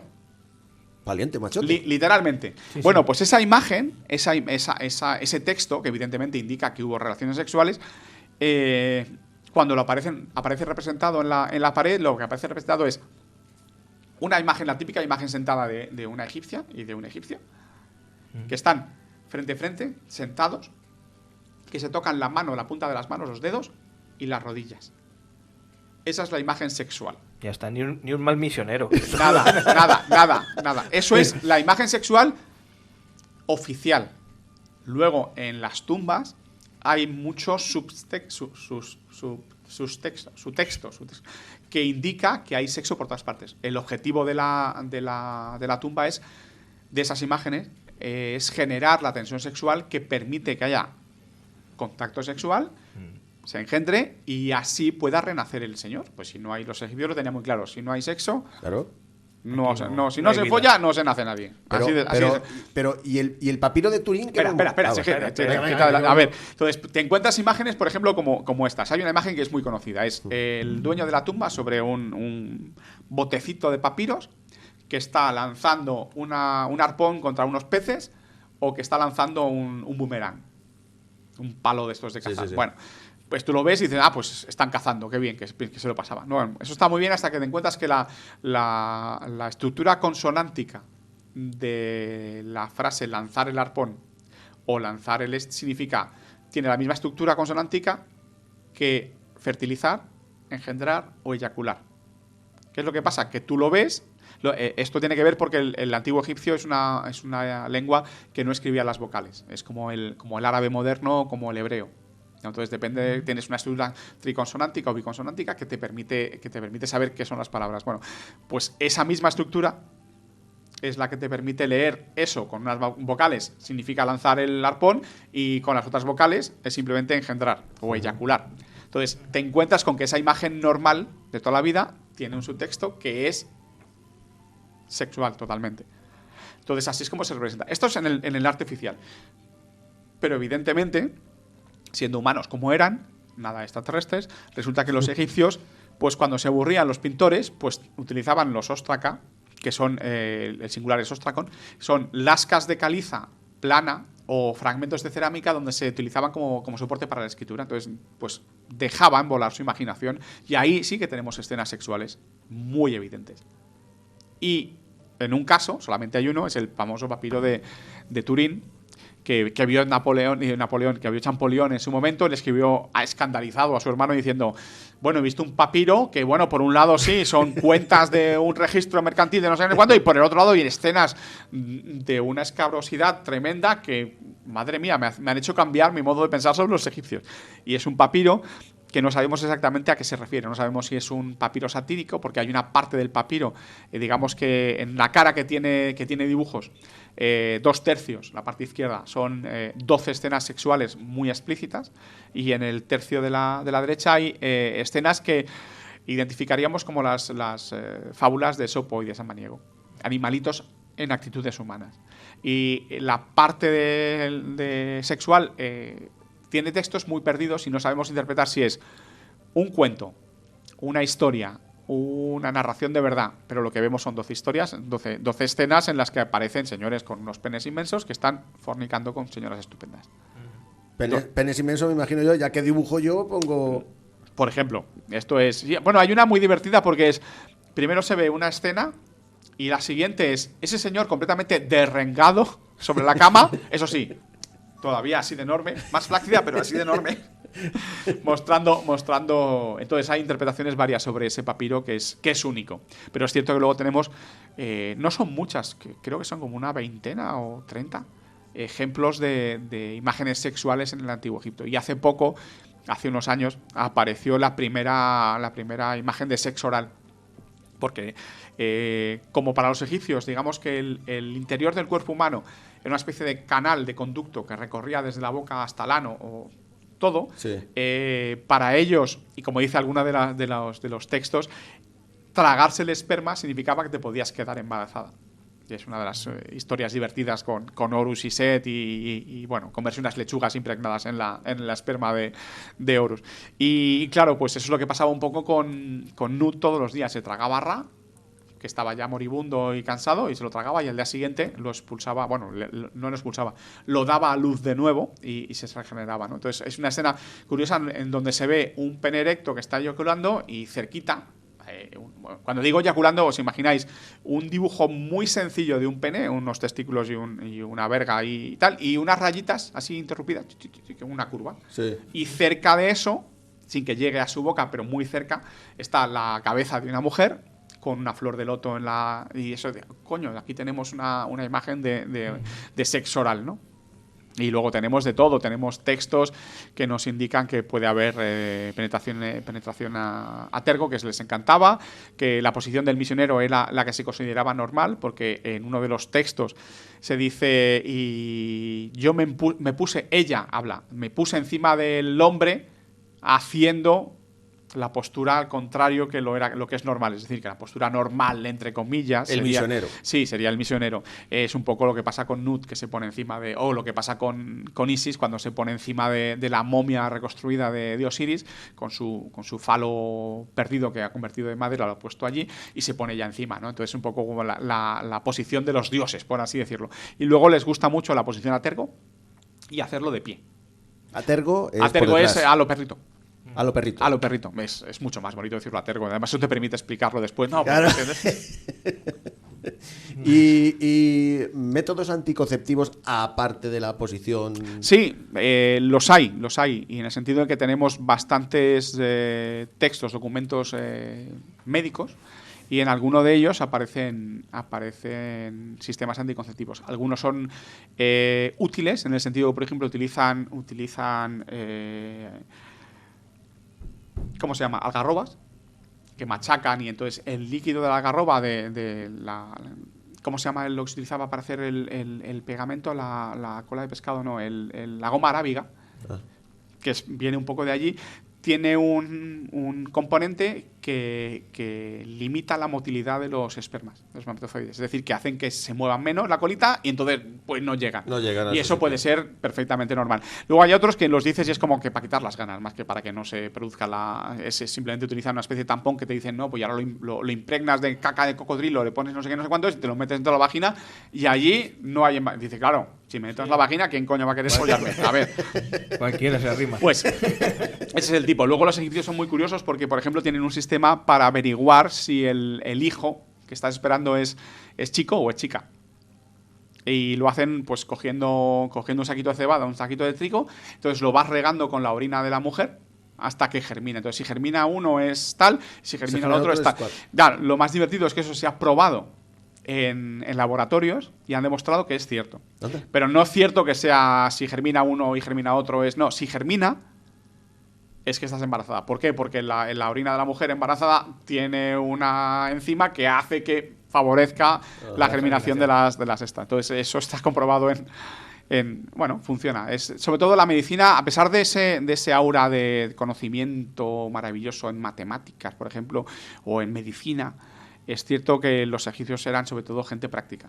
Entonces, sí, conocían pi, no. Sabían calcular de forma muy aproximada y casi precisa. No sabían pi, pero los sumerios sí.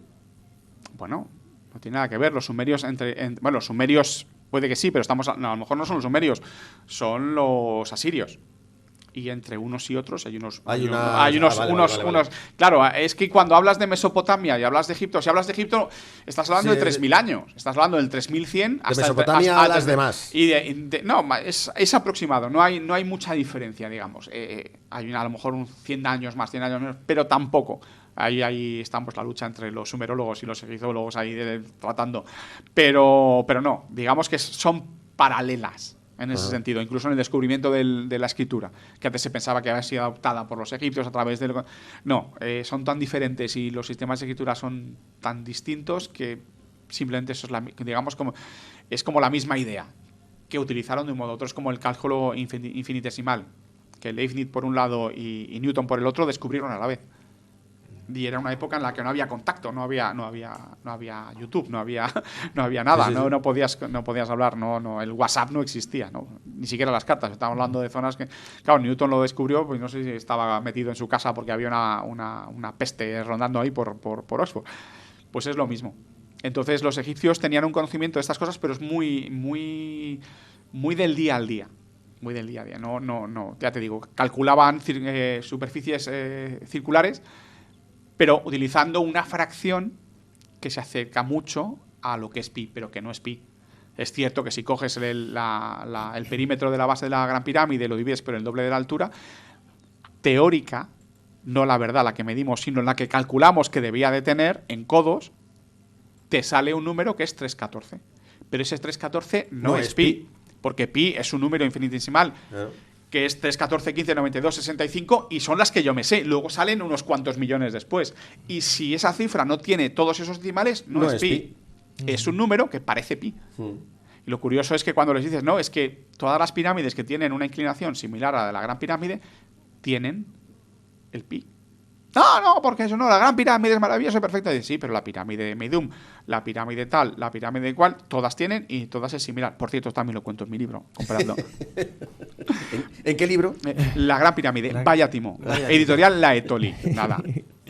Bueno, que tenemos que ir cortando. Vamos a matar, si quieres, a los egipcios. Vamos a ver, o que nos cuentes por qué desapareció Egipto. ¿Qué fue lo que causó que una civilización tan importante, con tantos conocimientos, con tanta potencia, de buenas a primeras, no de buenas a primeras porque no fue así, pero terminó por quedarse en él? Es lo que pasa, que las civilizaciones no desaparecen, se transforman. O sea, tú no pasas de tener egipcios faraónicos con faldellín y el pelo rapado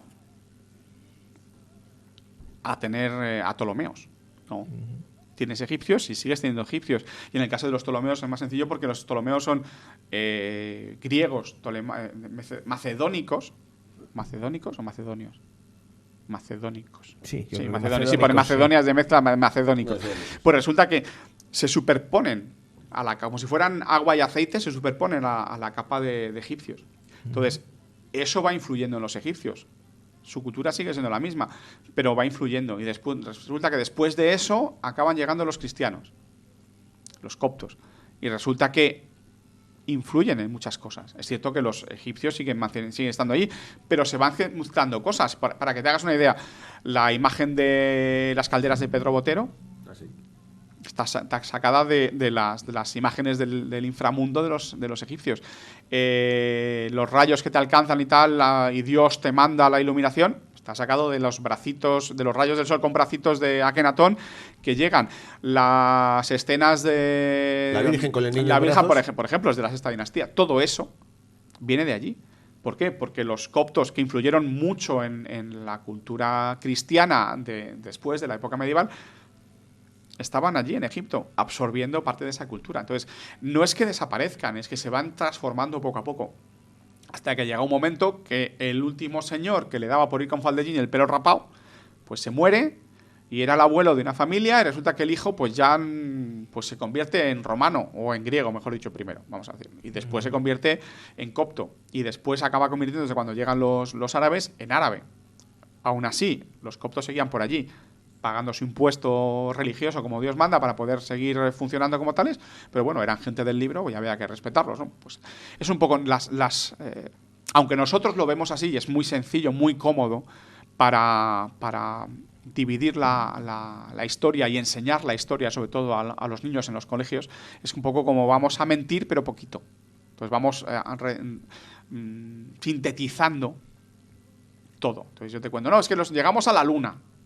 Sí, pero ¿cómo? ¿Por qué llegamos a la Luna? Entonces tienes que explicarlo. Bueno, porque resulta que hay una cosa que se llama las leyes de Newton, que haces no sé qué, no sé cuántos, el doble de la distancia, tal.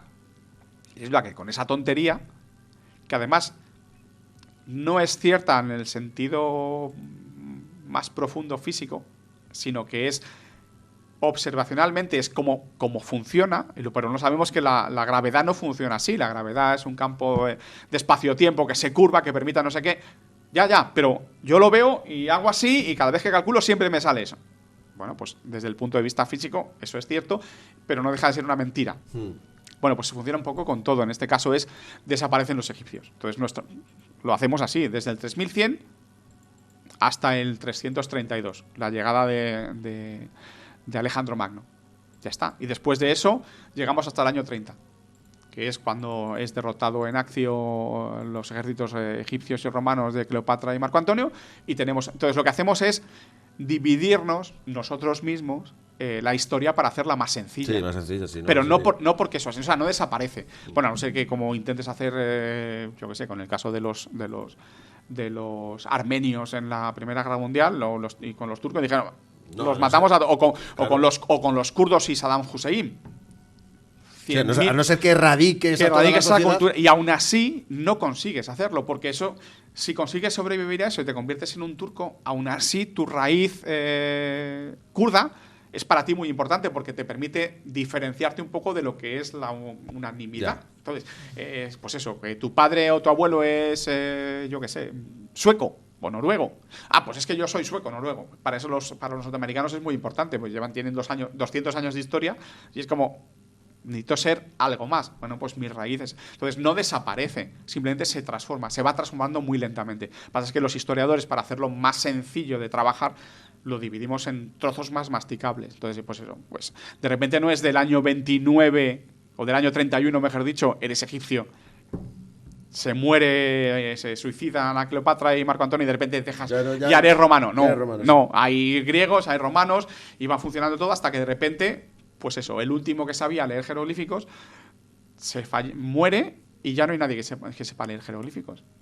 Pues bueno, el jeroglíficos requiere esfuerzo y es mucho más sencillo aprenderse 24 letras y escribir todo sin ningún problema. Es así. En realidad no hay una desaparición, hay una transformación. Pasas de una cosa a la otra. Pero bueno, para el campo de la historia, del estudio de la historia, es mucho más sencillo partirlo en cachitos y estudias ese cachito. Luego están los que se dedican a eso, que están en el punto de inflexión. Y bueno, yo me dedico a egipcios, pero con mucha parte de Ptolemaicos y veo qué es lo que pasa, y son periodos fascinantes de la historia porque ves cómo está cambiando todo. Y así vamos. Yo es que soy muy sencillo, me dedico a las piedras grandes que eran pirámides y ya está. Y ya está. Bueno, pues... ¿Cuántas cosas se te han quedado en el tintero? Muchas, es que esto es para inagotable. Pero esto te va a costar otro par de trozos de queso, otras rosquillas, sí, otra botella de vermú, otra... Está dejando caer de forma muy sutil con lo que me han sobornado para venir para acá. Eso y todas las cañas que nos hemos tomado. Si te parece, José, vamos a... Porque a mí me apetece mucho que nos digas 3, 4 los libros tuyos que para que tengamos de cabecera, con referencias a lo que hemos estado hablando, que hay que leer sí o sí. Vale. Vamos eso es como cuando estoy yo en la feria del libro o en San Jordi y tengo ahí el material esturreado encima de la mesa y dice, ¿cuál quieres? Bueno, pues, ¿cuál me llevo? A ver, dime. Vamos a ver. Que te gustan las cosas bonitas. Te gustan las fotos, no quieres liarte mucho, quieres tener un poquito de Egipto, pues tampoco te quieres romper la cabeza. Yo recomendaría, por ejemplo, La mirada del arqueólogo.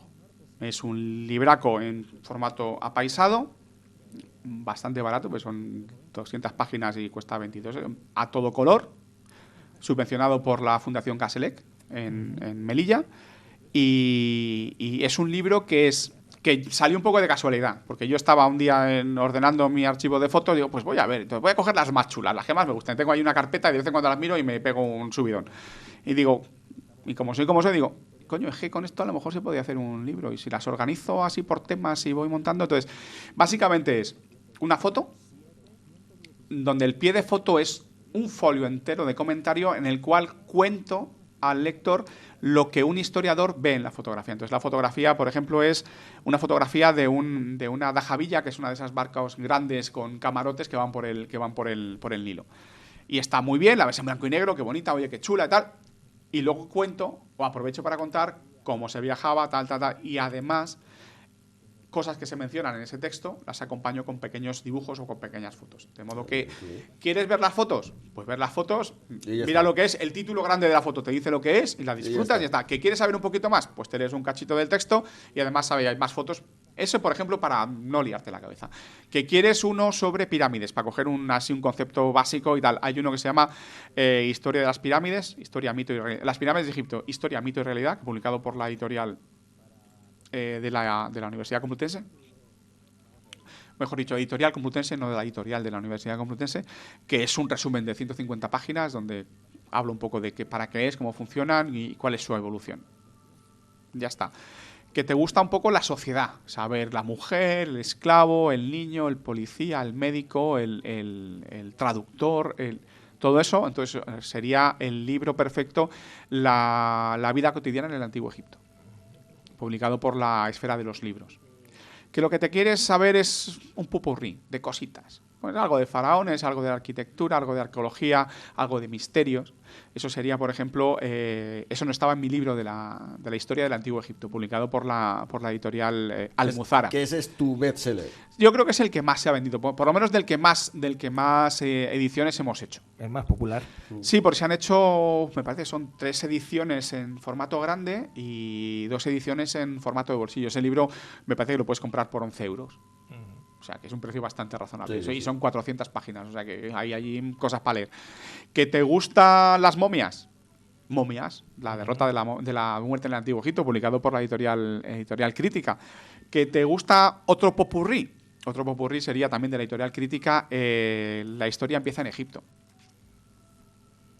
¿Y que te gusta, por ejemplo, las pirámides y los misterios? La historia empieza en Egipto. La historia empieza en Egipto. Entonces, ahí están sonando muchos pitidos a la gente. ¡Está robando el título del libro de Kramer! La historia empieza... Sí, efectivamente. No solamente no tengo vergüenza, sino que además lo reconozco en la introducción. Digo, básicamente es... Quiero hacer lo mismo que él, pero en el Antiguo Egipto. Y lo que quiero es que se me pegue algo. Entonces voy a ver si, coño, funciona y tiene tanto éxito. No ha estado mal porque ha tenido un par de ediciones. De hecho, 3. Bueno, vamos a hablar ediciones a la española. En realidad serían reediciones en el mundo anglosajón. Y está está en tapa dura, que es la primera edición, y luego está en tapa blanda, que es también un precio muy razonable. Y que te gustan los misterios de las pirámides. Entonces tu libro de verdad es La Gran Pirámide, vaya timo. Entonces básicamente ese libro es todo lo que me suelen preguntar sobre las pirámides o sobre la Gran Pirámide, cómo se construyeron y los marcianos y por qué están aquí y cómo llegaron y qué significan y cómo sirven y quién lo ha investigado y por qué lo ha investigado. Todo eso, cada cosa es un capítulo. La Atlántida, ¿por qué? Un capítulo dedicado a desmontar cada una de esas paparruchadas que se cuentan. ¿Y que te gusta Tutankamón? Pues te puedes leer, por ejemplo, Howard Carter, Una vida, que es un librito pequeñito, de 150 páginas, no llega, versión de bolsillo, que es una historia, una biografía documental de Howard Carter. ¿A qué me refiero? Que en vez de contar yo la historia, lo que hago es seleccionar los documentos que cuentan esa historia, traducirlos y ponerles un pequeño comentario de un párrafo mío para ponerlo en situación, ¿no? Entonces, por ejemplo, comienza el libro con el obituario que le dedicaron a una de las principales revistas de egiptología de científicas, ¿no? Que se llama el Journal of Egyptian Archaeology, y eso me sirve a mí para ponerlo, que la gente lo lea, que sepa qué es lo que pasó en su historia, de corrido, contado por una persona que lo conoció, y luego lo que hago es poner documentos que vuelven a contar esa historia, pero para que leas. Entonces es, por ejemplo, un fragmento del diario de la mujer de uno de sus colegas, hablando de cómo es, o un fragmento de alguien que descubrió que había hecho no sé qué. Entonces, algunos textos incluso, bueno, en la época de lo que es el periodo del descubrimiento, lo que hago es poner los textos de su diario de excavación, ¿no? Y es un libro que se lee bastante bien, es muy cortito, tampoco es nada caro, y la editorial Confluencias, igual que la mirada del arqueólogo. Bueno, pues tenemos un menú bastante extenso, ¿eh? Hay que ponerse a ello. Hay que ponerse a ello porque si no, aunque sean de 150 en 150 páginas, tenemos corte y además muy interesante. Sí. Fíjate que llevamos casi 2 horas, llevamos 1 hora y casi 50 minutos y a mí se me ha pasado como si fuese un cuarto de hora. Y con muchas preguntas más por resolver. La botella de licor café dice que seguimos. que llevamos 2 horas aquí. Bueno, José Miguel, ha sido un verdadero placer, por supuesto, pero además honor tenerte aquí. Porque, me lo he pasado muy bien. Porque es que nosotros que somos incultos de por sí, tener a alguien que nos cuente las cosas... Menos Lobos Caperucita que... Alguien que nos lo cuente tan didácticamente, porque sí, es verdad que cuando hay un erudito que se le pone aquí la corbata un poquito apretada... Se engola. Sí. Y la verdad es que como tú transmites, pues se entiende muy bien las cosas y para nosotros es un placer. Porque yo supongo que nuestros oyentes, que son de un poquito más nivel que nosotros, pues te van a entender igual de bien, pues estamos súper contentos. Que sepan los oyentes que me pueden encontrar en las redes sociales, en el sentido el Facebook, sobre todo, me encuentras en el Facebook y allí aparezco y me quieres hacer alguna pregunta o lo que sea. Yo contacté con él. Sí, cierto. Y lo que dices es verdad, o sea... A ver, ¿se me oye o no se me oye? Ahí, a veces se te va el micro un poco. ¿Ahora vale. ¿Se me oye? Está un poco nervioso el cable Sí. Que lo que dices es verdad, o sea, que es cercano, que no es una persona a la cual le preguntas y... No, yo escuchando un programa de radio donde salía él... sí, es cierto, me llegó, oye, que soy Juan, que no sé qué pasa esto. Y no me esperaba que me contestara, pero... Sí. Amablemente, mira, si quieres saber más, cómprate este libro, busca aquí, busca tal. Sí, porque no me acuerdo, me preguntaste, oye, que no sé qué quiero leer, que me haya gustado mucho. Y digo, pues sí, pues este libro te va a gustar porque, claro, digamos que es mi labor como historiador, si es que puedo tenerla, hablando en un mundo un poco marciano, tengo que hacer llegar a la gente a lo que yo me dedico. Entonces, escribir un artículo científico está muy bien porque eso permite avanzar el conocimiento, pero si ese conocimiento no lo transmites a la gente que le interesa, claro, no tiene ningún motivo de ser. O sea, no puedes vivir en la Torre de Marfil porque no tiene ningún sentido. Bueno, te he cortado, sigue diciendo dónde estabas. Sí, que me pueden encontrar en el Facebook, en Instagram también. Ese si me encontráis genial, pero bueno, no pasa nada. En el Facebook que estoy, y al principio, ahora me acuerdo de mirar esa pequeña carpeta donde dicen solicitudes de mensaje, y dices tú, espera, vamos a ver. Y me acuerdo de mirarla y ya voy haciendo una selección porque te aparece todo, un poquito de todo. Sí, pero bueno, me podéis encontrar allí, y ahí si tenéis alguna curiosidad o lo que sea, pues y puedo responderla, pues adelante, no hay problema. Pues muy bien. Pues muchísimas gracias. Muchas gracias, encantado de que hayas venido. Un placer. Y que hayas disfrutado. Nosotros hemos disfrutado mucho. Yo me lo he pasado como enano. Mientras que voy poniendo nuestra sintonía de salida y demás, tú ves apalabrando la siguiente visita, que va a venir otra vez, claro, porque se nos han quedado tantas cosas. Sí, se nos han quedado tantas cosas. Vais hablando de lo vuestro. De Tutankamón no, de Tutankamón tiene que ser Ana María.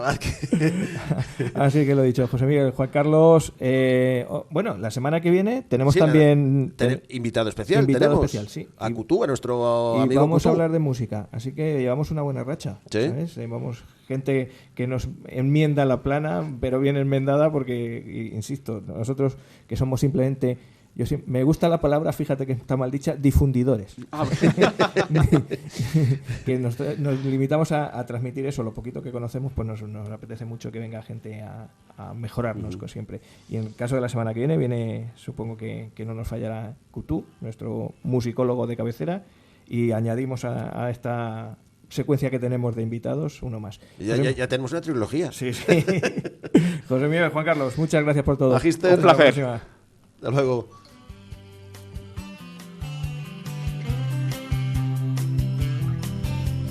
¿Qué es el ser? ¿Qué es la esencia? ¿Qué es la nada? ¿Qué es la eternidad?